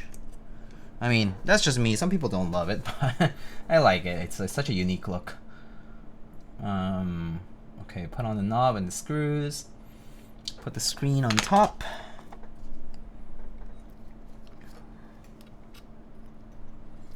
So the screen just goes on top like this. And then we got the 3 screws from here.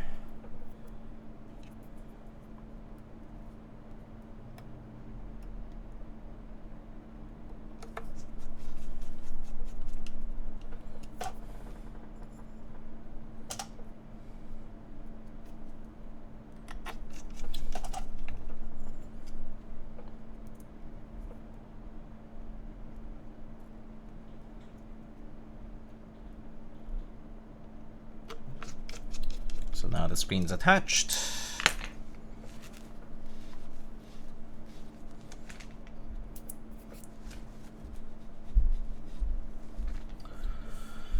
Okay, now we put the keyboard assembly.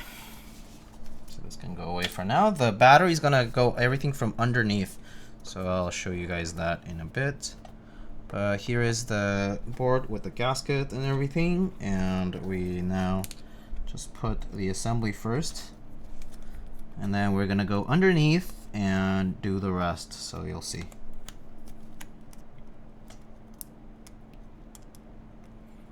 Oh wait, this goes in like this, so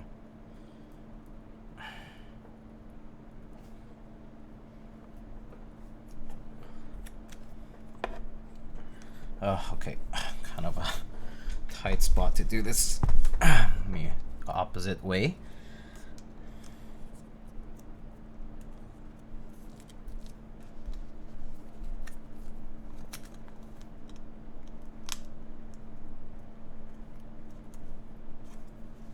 Okay, there's our daughter board.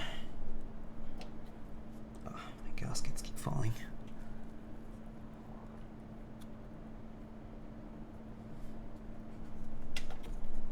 Okay, so put in the assembly carefully.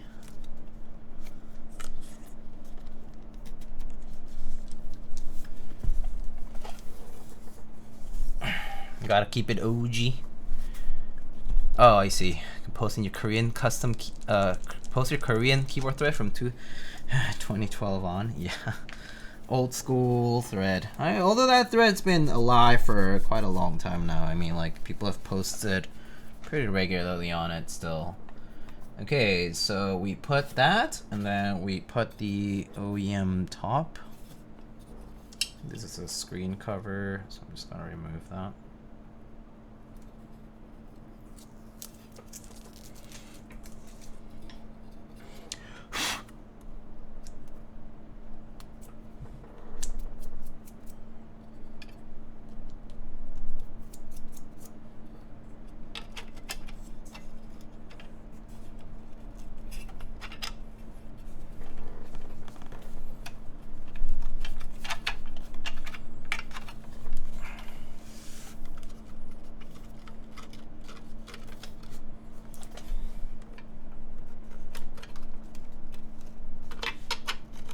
Okay, there's a top. I wonder how I'm supposed to attach this fully. Okay, I guess I'll have to wait. Okay, I have to flip. I'm supposed to flip it over.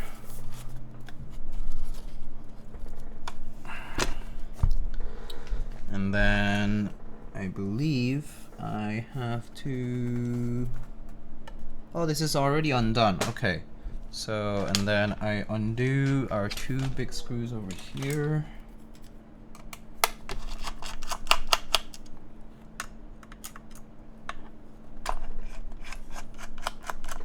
So this is the cover for the area of the battery and such.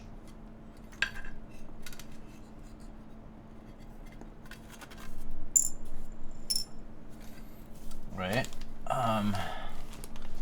So now, okay, undo 2 big screws near the back side, remove the cover. Unscrew the 6 screws from here, which, oh, they're already done. And then remove what part? Let me double check that. Just gonna double check something instruction wise.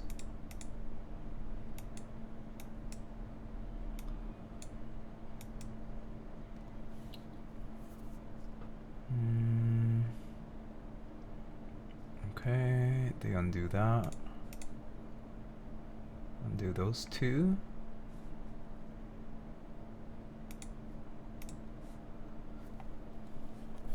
Okay.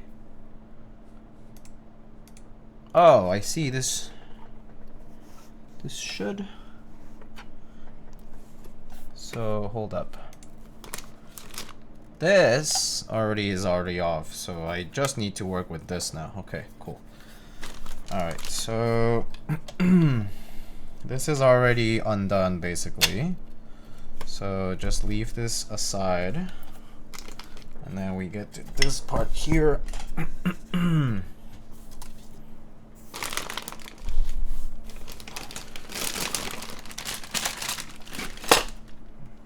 Okay.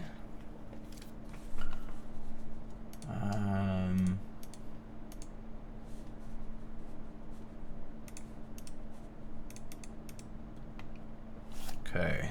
So now we open this guy up.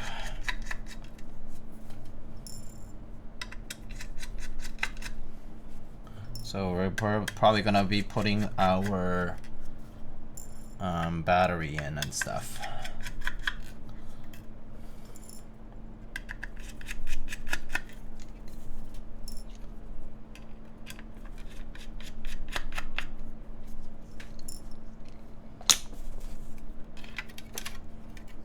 Okay, remove this guy. This is the PCB. Okay, remove PCB. Remove 3 screws for the daughter board. Okay, so these are the daughter board screws. Just kind of put them aside on one side.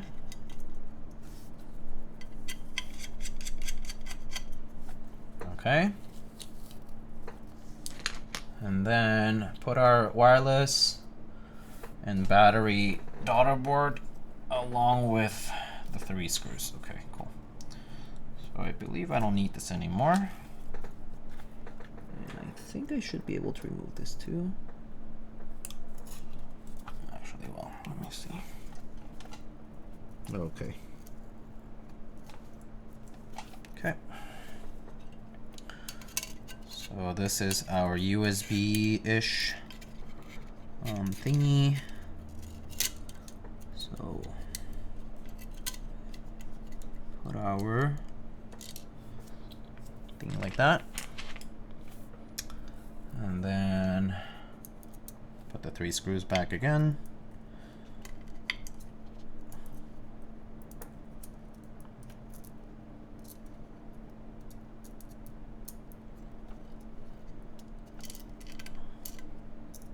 Gam radio with the bops for sure.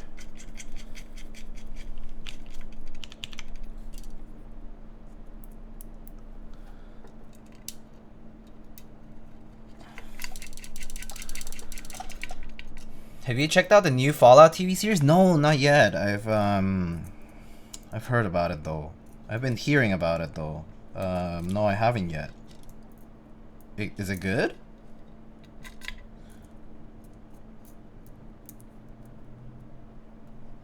I guess so far so good kind of thing. Ah, come on, screwdriver, stop doing that. Okay. Okay, put that on, and then, this cable is quite long, but okay. This is our antenna cable. Wow, okay, that's a big anti-static thingy. I guess I'll just put this on first.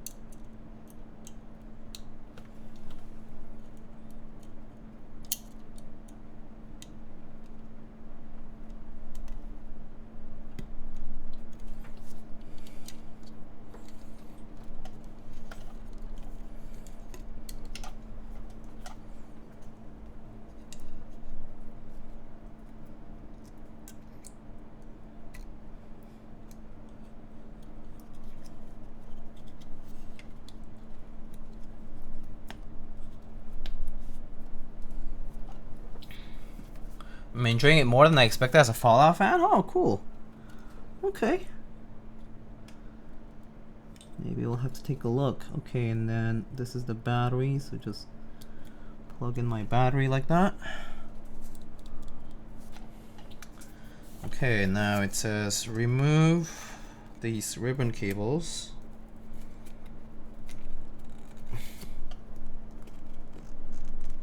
Oh gosh.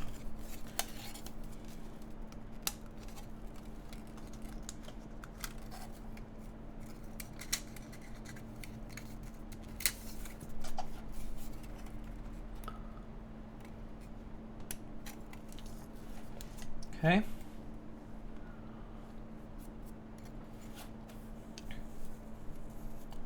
Connect to DV and battery. Okay, so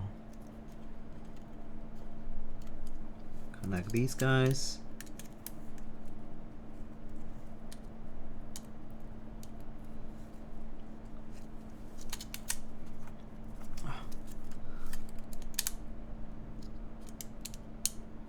Tight spot.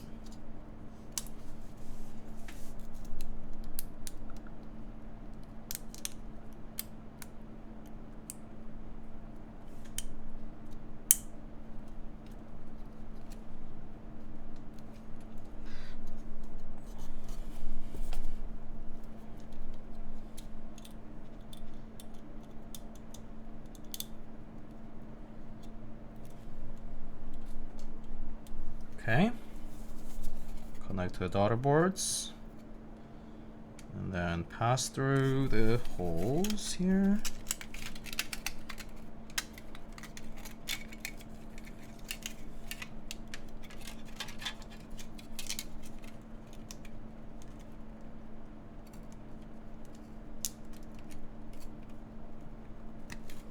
Gotta plug those in.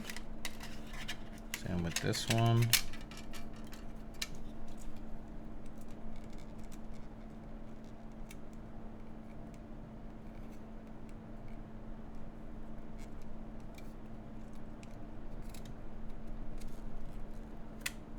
Okay. All right. So now that's done. Just gotta make sure that we can plug this. I mean, not plug this in, but we can actually close this in place. So maybe pull a little bit of the ribbon cable so that it's not so taut. Like that.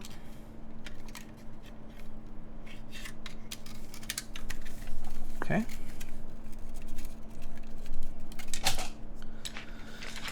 And then they have 6 screws to put this on.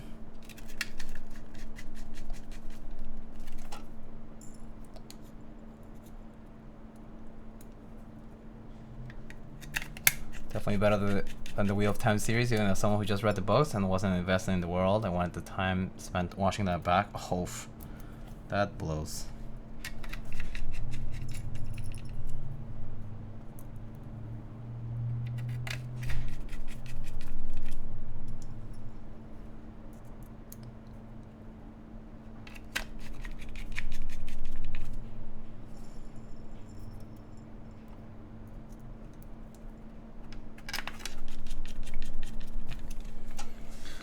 Okay, cool. And then next thing, okay, connect the ribbon cables, 6 screws back on, and then I think I'm supposed to. Oh, I see. So these plug in together. So before I do that, we gotta put everything together here. So gotta grab our case screws.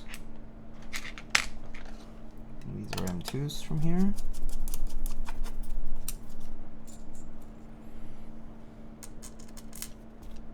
So quite involved build here.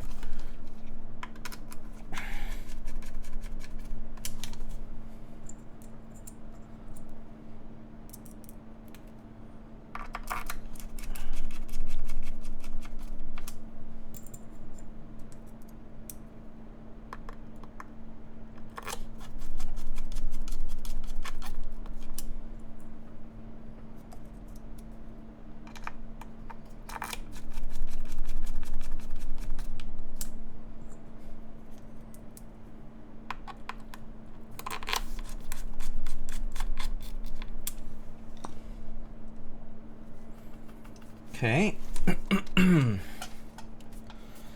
So that's that, and then the final step, I believe, should be just to put this together.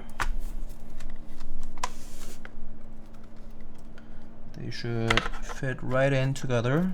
I just need to make sure that it lines up properly, along with the switch here.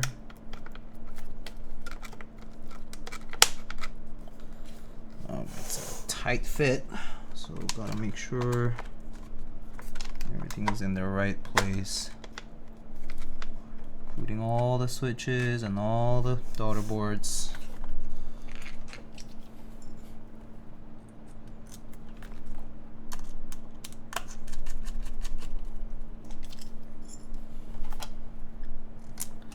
This is pretty sick. I was interested in the Azoth, but got turned off by it being a mainstream board and being sold way overpriced for what it was.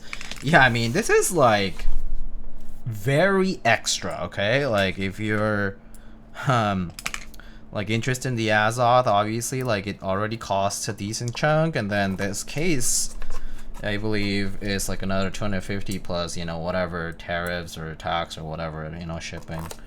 So yeah, and I believe probably only sold in China, right? Because it's through this one particular maker. So yeah, pretty niche as it is, but interesting nonetheless. It's very different from what I've seen out there. So I am intrigued by it myself. It's very dirty though right now because of this whole process.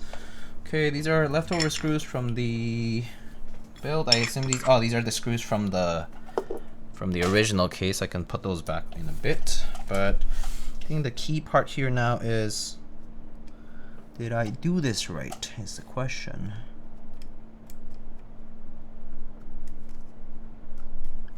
Oof, this slider switch is really tight.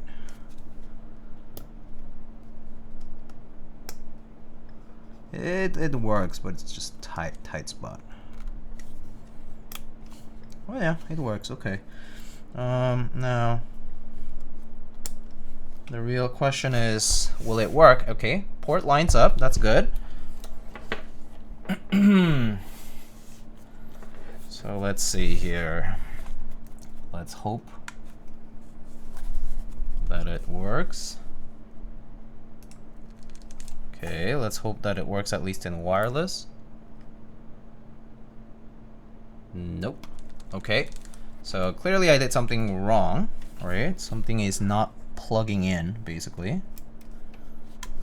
So let's go back and check that everything is in place. I think the contacts, the metal contacts, are not doing proper contact there with the case. So I think that's the main issue. I think it's this part here. So this part here, okay, that's that. Okay, the switch for the daughter board and everything. Knob, pretty good. Best way to finish a build is to find a pile of them. Oh, extra screws. And pretend I don't exist. That's fair. Okay, so right now this is not responding, so I need to see if this connection here. Okay, hold on. Well, I'm gonna double check the instructions here just to make sure that I did this right.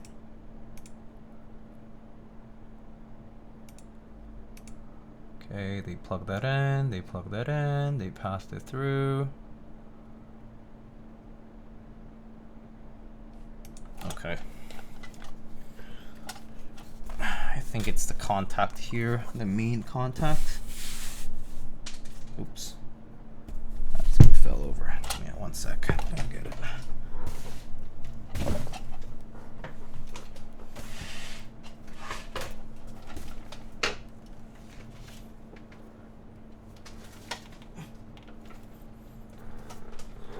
Okay.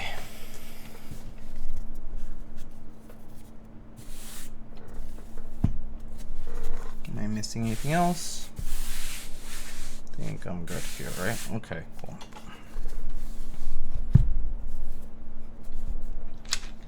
I'm gonna open this back up just to double check everything.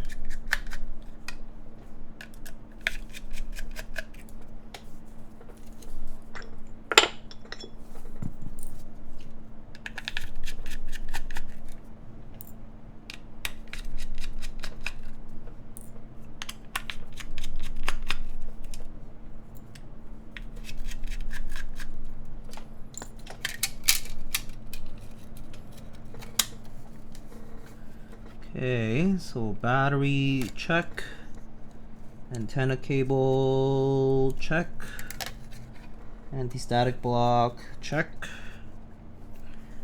What am I missing now?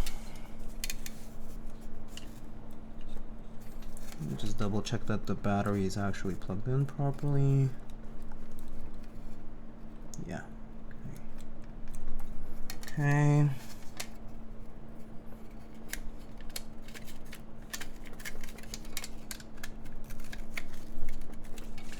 Let's close it back up. I think everything looks. I'm gonna double check these anyway. Okay.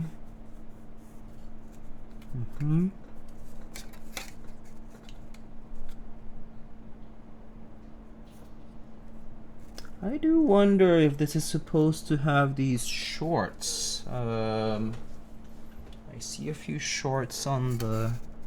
No, wait, no, this daughter board is fine. No, never mind. No, it was the original daughter board, so it's fine. Okay, cool. No, that's right. That's fine.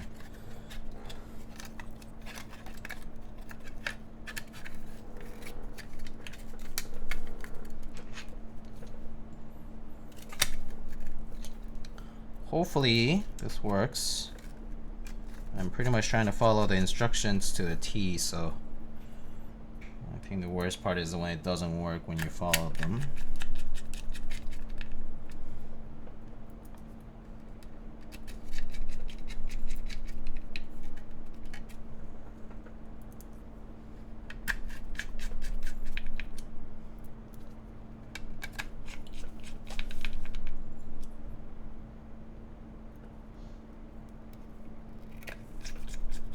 The main issue that I can see here is reliance on this bottom piece.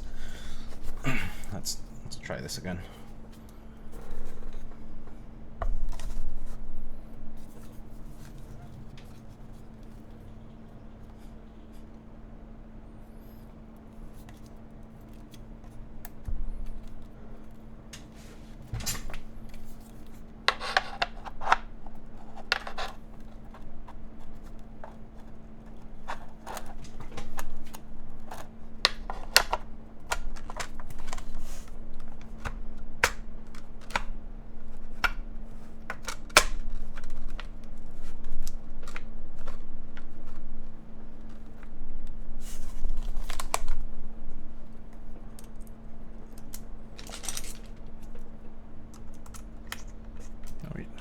Screwdriver.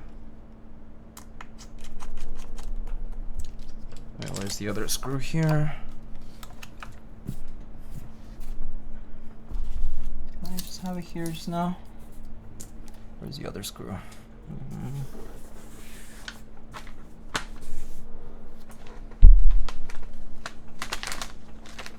Speaking of screws, right? When you need them, you can't find them.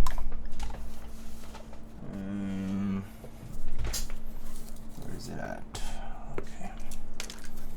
Well, I do have some spare screws, so it's fine, but okay. Alright. Let me grab a spare really quick. Find the other one.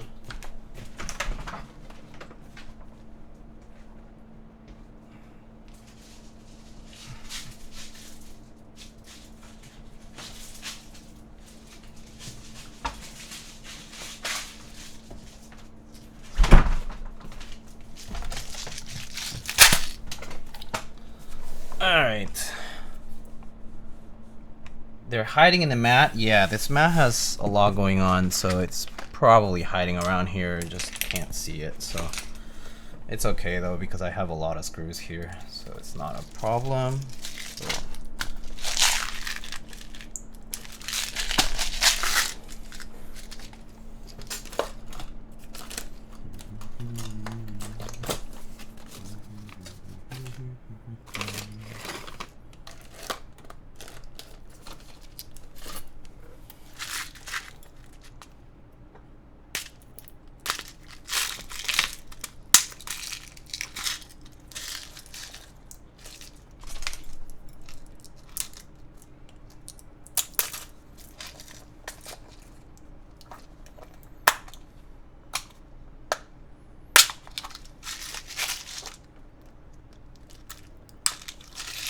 Ooh, what's that? Mr. Keeps with the sub. Hello, my friend. How are you? It's good to see you. Welcome back, by the way. If you guys don't know, Mr. Keeps, legend. Legend, okay. Oh, wait. Looks like this is an M3. Oh, that's surprising. I thought it was an M2.5.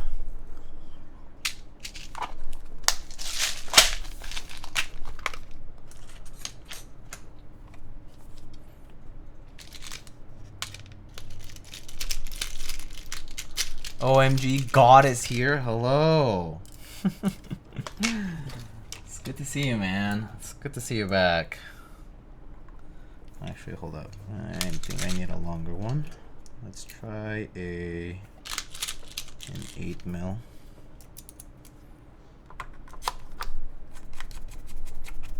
Okay, should be enough to secure it.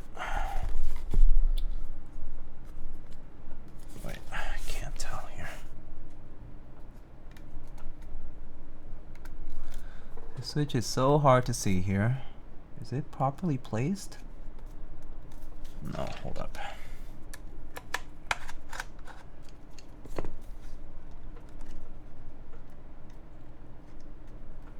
Needs to fit just right so that it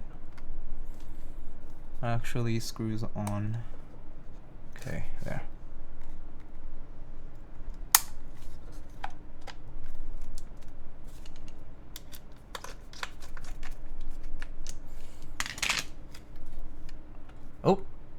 Oh, that worked. Oh, great. It works. There it is. I pressed a knob and it changed the song. So I was like, okay, that's it. Woo, let's go. It's working. Yeah, let's go. All right. Sick. All right, cool. Well, I'll find that random screw that I lost for a sec later after the stream, but we're ready to type on this, so let's give that a shot. But did this light up earlier, or did it? The screen isn't lighting up, right? For whatever reason. So I'll have to check that later. I don't know why not, but let me see. What if I switch this to this, and then yeah. Screen isn't showing for whatever reason, but the firmware is working, which is interesting. I don't know why the what the manual is gonna say about that. Let me double check that. So where's my box? There's so many things around here. Kupo does not like the port placement. Yeah, it's like left aligned. I get it. I get it.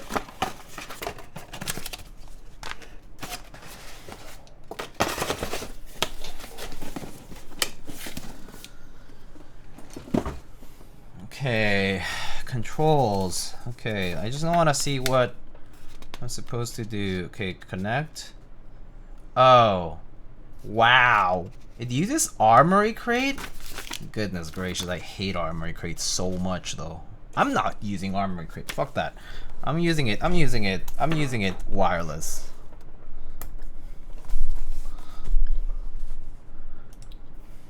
Fuck Armory Crate. I hate Armory Crate so much. It's so bloatware, like. Dude, Armory Crate, like, actually ruins PCs. Like, There's so many reported bugs with Armory Crate. It's so bad. Do not use Armory Crate, guys. Do not recommend at all. I'm sorry. I'm sorry, Asus, but this ain't it. This ain't it.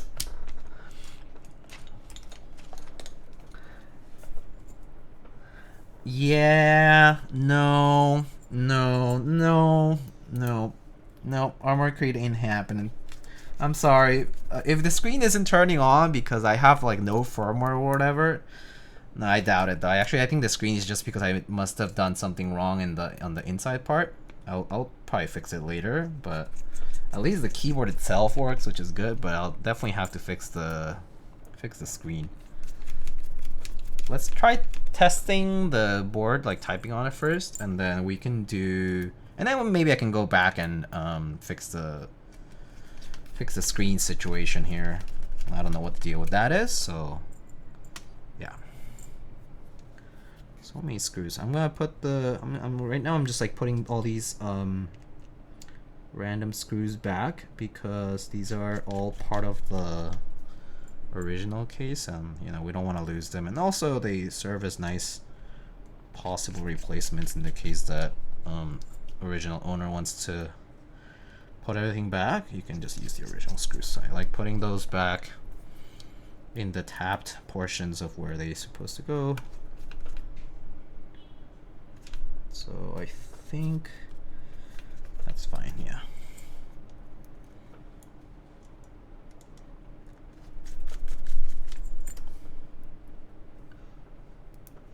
So what caps on this board? Wob? We can do wob, yeah. We can pretty much do whatever, to be quite honest with you. I actually don't mind whatever you guys want. Okay, cool. I put all the... Oh, I see. This is the silicone piece. Oh, it's for the inside of the case. But this is just for the plastic case. This is the silicone piece that they're talking about. I see. It's just molded for the plastic case. I was like, where's the silicone piece that they're talking about? Here it is. Okay. Okay. So I'll put that one aside for now. Don't need it. Well, yeah, look at this. Pretty neat.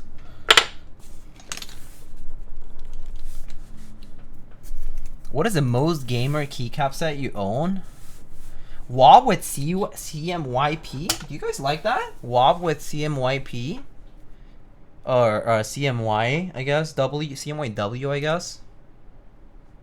That could work. Sanctuary? I don't have Sanctuary. I have Slasher on the Nissan 700E or whatever, but I don't have Sanctuary.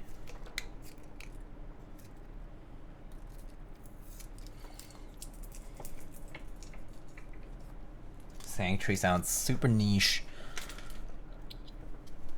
Slasher is fine. Although this case is kind of more on the gray side actually. It's not quite black as you can tell. So like Dolge could work fine too, but I don't know what you guys want. Let's see. Let me see what keycap sets.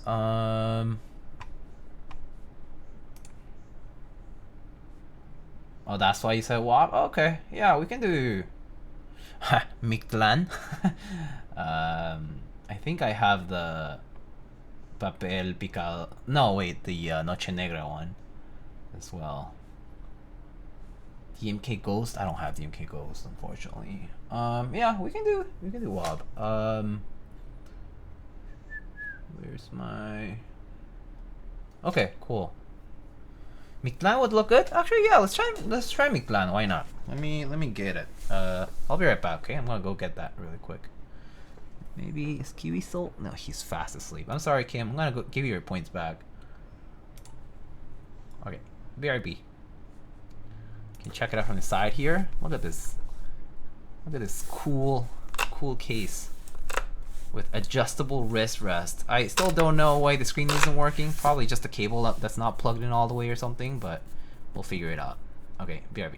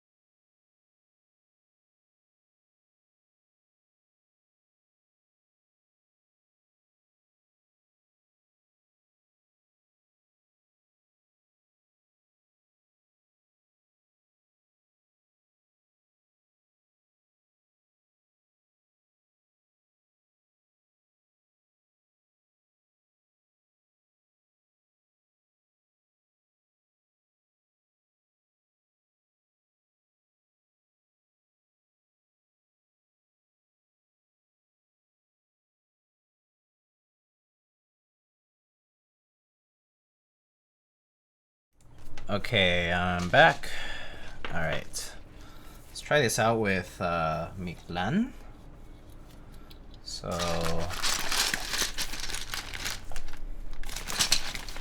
Mictlan with Noche Negra. Or at least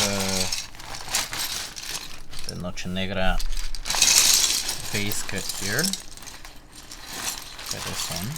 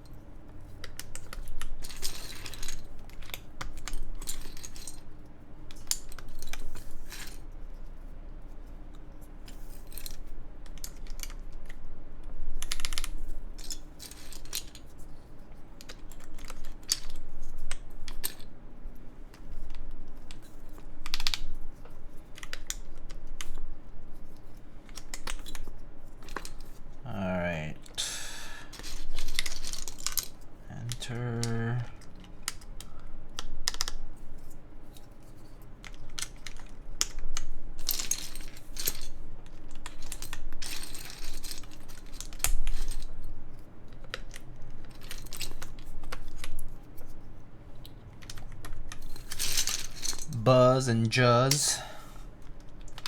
Unfortunately, Kiwi's on the way to do any Buzz and Juzz right now. He's like super asleep. Whatever he was doing, he got tired.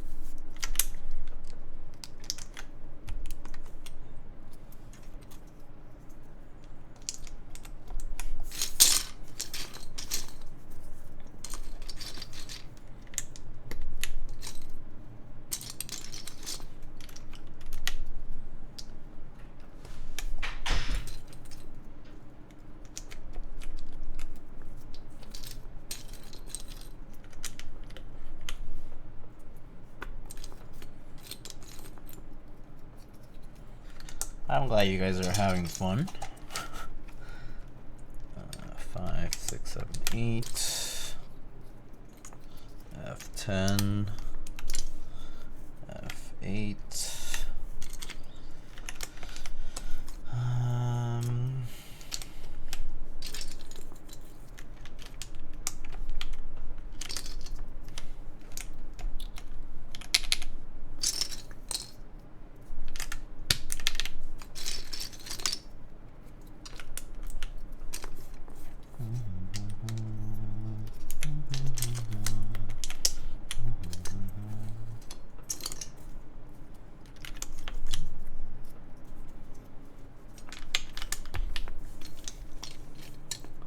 I love this keycap set. It's a nice one.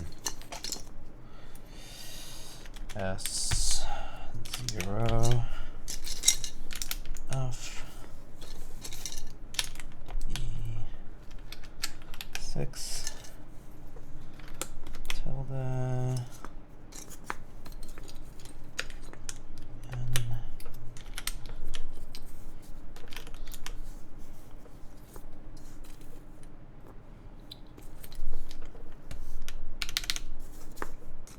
Oh, you know, the Afro actually goes nicely because it's all like gray on black. Oh, hold on, I need those extra.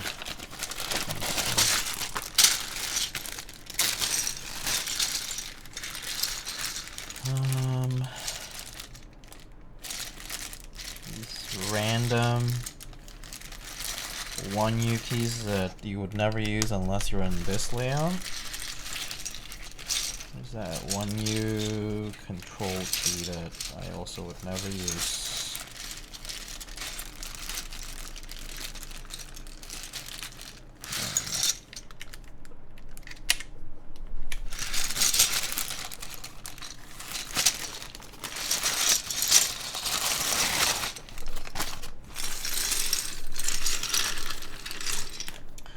We can leave this.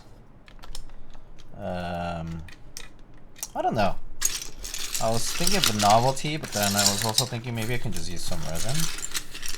There's a few that I can use here, so let's try that. Let's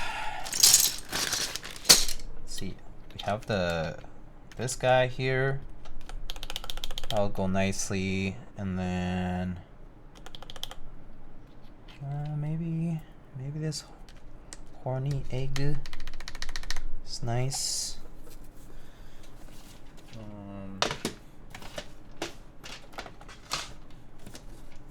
Should have a few other colorful ones.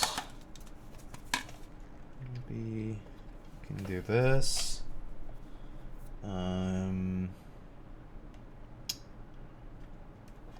Why not? Kind of cute.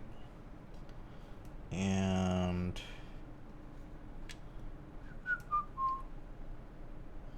I'm kind of feeling like this crescent. So we can do this guy, and this guy. All right.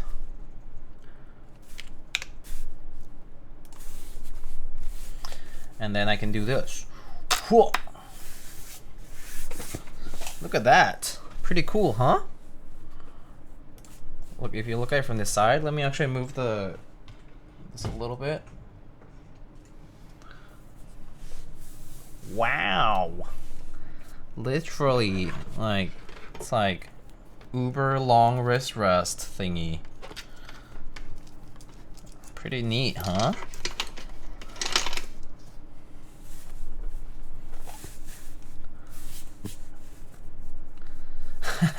Slightly exposed switches, so I guess the case really is kind of low profile.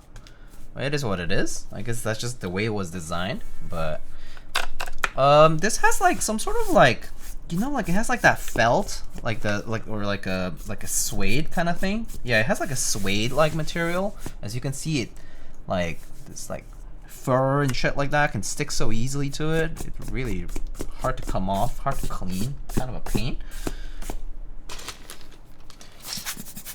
Doesn't look metal. Yeah, this is like some sort of like suede like kind of like material. It's very it's like very clothy, you know. But yeah. All right, let's try this. How do I maximize my RGBs? Is there max RGB brightness for this?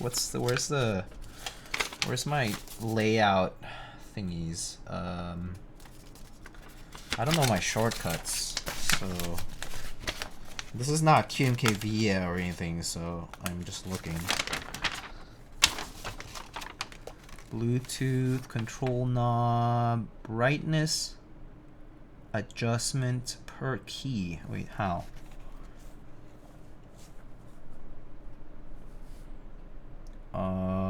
Modes. But the OLED isn't turning on, so. Oh, I see. That's the brightness. Not too bright. I mean, if I turn this off, you can. Nah, it's not that visible. I guess the switch sort of really covers it up. That's too bad. I guess the diffusion on this switch is not that good, so not so much RGBs that visible. Oh well, too bad. No RGB maxing. allowed.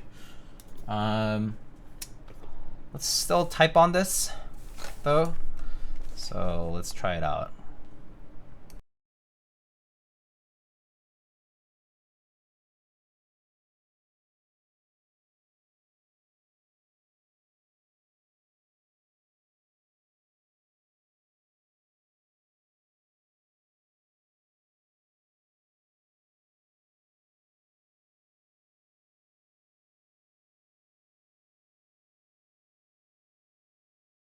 Oh, Mr. Extra Prius, please. How's it going, Mr. APP? How are you doing?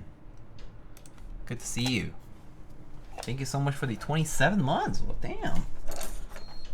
All right. Thank you, thank you. Good, man. How are you? I'm doing all right. It's been all right, man. Just busy. Just have a lot on my plate, to be honest, but it's going. It's going. Got to see the eclipse. I'll show you guys some pictures and stuff that I took. But yeah. All right. Let's try this out. So earlier in the stream, if you go on the VOD, you'll find that I typed on this board completely stock. This is the ROG Azoth gaming keyboard by the Republic of Gamers, and then we transplanted it over to this aftermarket case called the Azoth Plus or something like that, by XiKii Industry or something like that. Anyway, yeah, so pretty cool. Like aftermarket case. Right now the screen should turn on, but it's not on, probably because maybe a cable is not plugged in fully or something like that. I'll figure that out later. But the keyboard itself already works though, so we're gonna try typing on it, and then maybe I'll troubleshoot, maybe I'll show you some pictures, and we'll go from there. All right, so let's try it out. I feel you on that about having a lot on the plate. Yeah, it's a crazy time. All right, here we go. We have, these are Gateron G Pro linears, I believe. These are like the long pole type, I think. And these are currently on north facing, so like some of the home row might sound a little weird due to collision with the home row for GMK, especially for cherry profile. But other than that, like yeah, so this is GMK Mictlan on this board, and we got G Pro Gateron yellows. These are looped and filmed, and then this is on a steel plate actually. Okay, so this is a stainless steel plate. That's the OEM plate of the board. All right, here you go.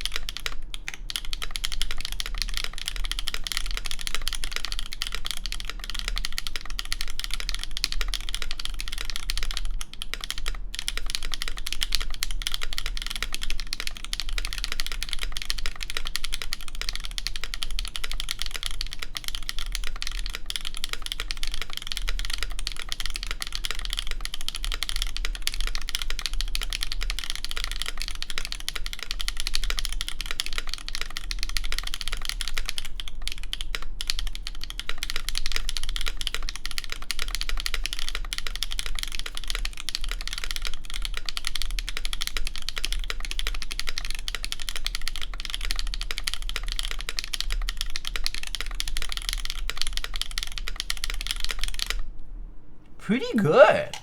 That actually sounds pretty nice. I mean, definitely is on the similar end to the OEM, but like that's actually pretty solid. It does have this, I mean, it's an aluminum case, so it does have the aluminum case sound to it. Definitely a little bit more like on the stainless steel sound profile to it, because it's kind of rigid. It's kind of flatter sounding, but pretty good. It actually sounds pretty nice. And the stabs, we did replace. The stock stabs are actually pretty solid too. So we did replace the stabs. I think these are like TX plate mount, probably. That's my guess based on the colors and stuff. I actually didn't like ask specifically, but I think these are TX plate mount or similar, you know, one of the, you know, current plate mount options out there. So here are the mods.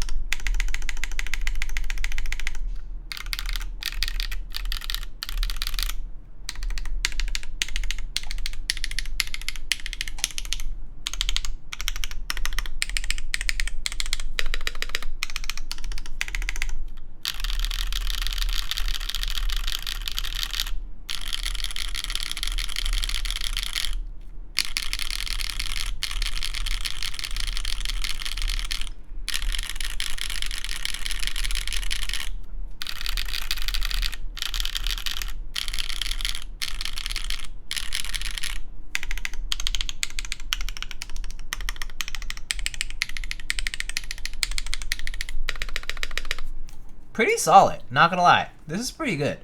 I genuinely expected pingy maybe. I mean, it is gasket mount, and it does have the case foam in there, like the case foam that's underneath the original OEM board. Like it just gets transferred over to a new case. But so it's just a nice tight fit, right? But honestly, it sounds solid. It sounds pretty solid for an aftermarket case for a gaming oriented OEM keyboard. Pretty good. I mean, honestly, the OEM case already sounded pretty decent, pretty good. So like if you're looking for something kind of like more specialty, like this is kind of interesting. I mean, this kind of interesting looking adjustable wrist rest is pretty cool, right?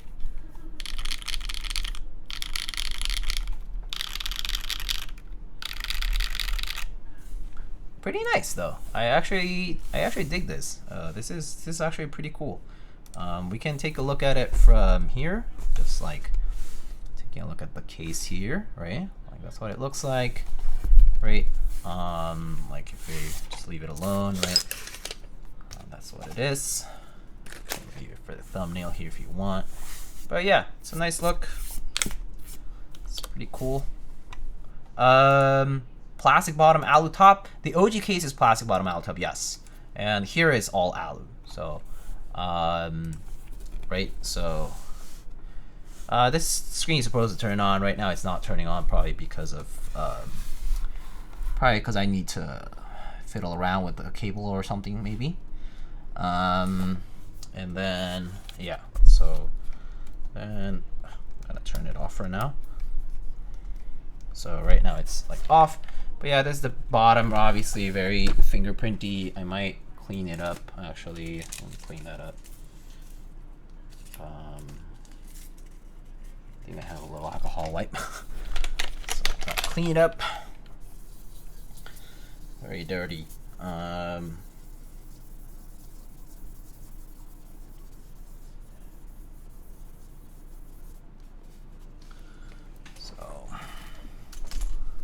Clean that up, and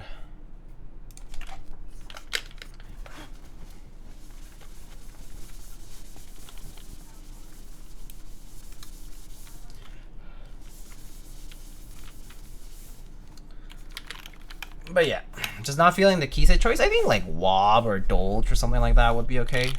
But yeah, it's an interesting case. Like the back is basically has two parts. Like there's this part that houses one of the daughter boards, and then you know that's the USB port. That's the switch for the wireless, Bluetooth, etc. That's where you store our dongle. So like if you unplug the dongle, right, you can just like kind of store it there. So that's nice.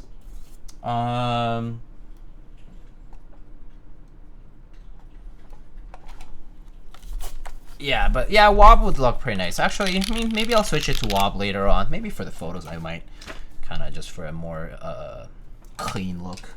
It's really warm in here. It's been getting pretty warm here, so yeah. Yeah, that's the gist. Yeah, I might switch it to Wob. I might switch it to Wob sometime later. Alright, I guess that's pretty much it for the build itself. I do have to troubleshoot this. In the meantime, actually, let me show you guys a few things.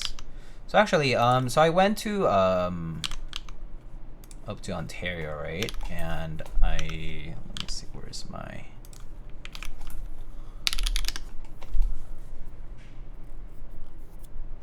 Dolge or Lat Alpha Norse? I don't have the latter though.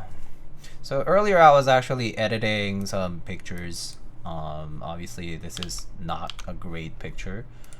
But you know, I took some pictures of the total solar eclipse.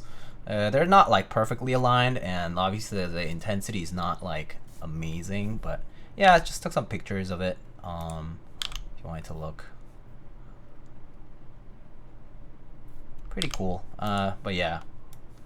I guess if you just want to see the Corona, can't pause it at the Corona exactly, but you know, you get the idea. Yeah, got to see Totality, so that was pretty cool. But yeah, that was last weekend. I was away for the weekend. Through the Eclipse Day, so yeah, I did that. I like the studio's ITX case. Oh yeah, I did see that they have like an ITX case for this too. Look pretty neat. They seem to do like aftermarket solutions for like things out there, which is pretty cool. Yeah. In the meantime, we fair. All right, so maybe I'll actually go back and try to fix this. But I might actually just do that in my own time. Probably not that big of a deal. Earlier in the stream, we did show the Pro R GPU looks so good on it. Oh, let me actually check it out. Where's that page? XiKii Maker. Yeah, here.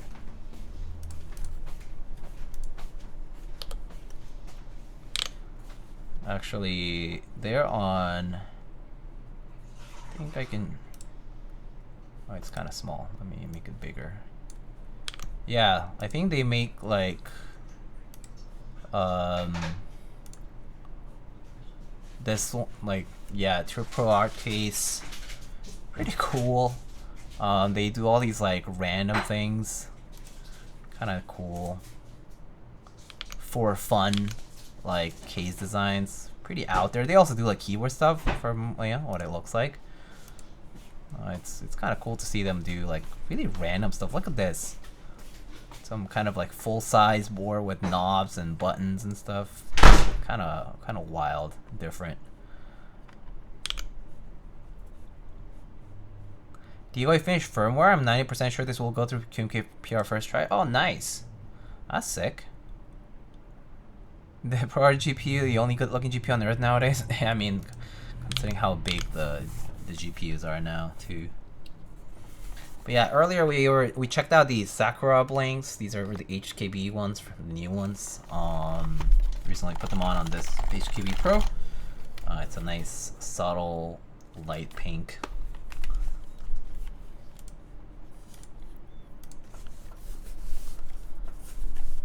Wait, that's such a cute keycap. Yeah, this is Topre. So this is Topre pink.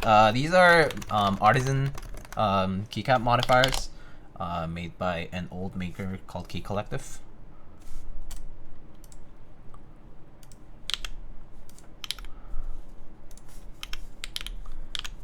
What keyboard were you writing firmware for? Oh yeah, I'm having Drew help me with a project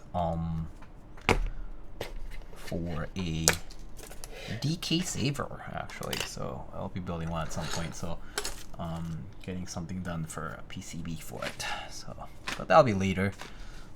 Soon TM. I'm not sure exactly when, but yeah, it'll happen.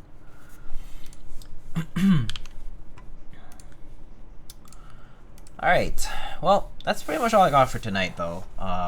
We can wrap it up here. I can go fix the rest of this on my own time.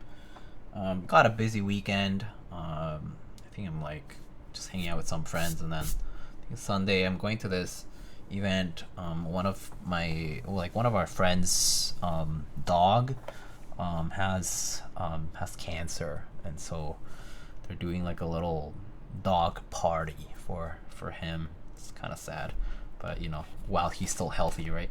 So that he can enjoy. But yeah, it's pretty sad, but you know, so it goes.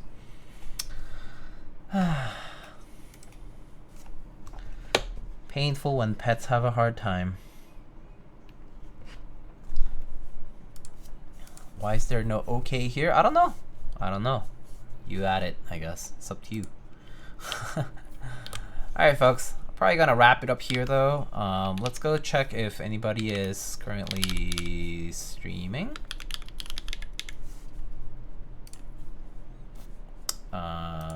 I believe Miss Patty is streaming. Thrash and Tony is as well. Oh, it looks like Patty just started. So we can raid whomever. what's keyboard chores, and oh, Miss Patty. Patty is building a Gem 80 if you want to check that out.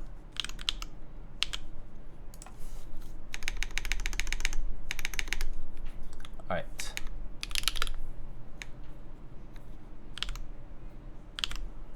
All right, let's go show some love over to Patty Shinchin Wong.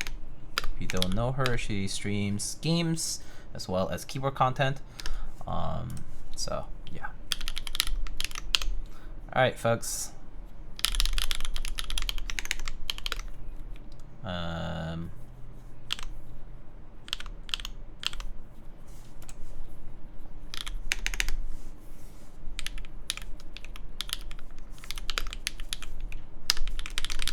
There's our raid message. Pretty simple, but gotta wrap it up here, guys. And then probably take care of this later. But it was good.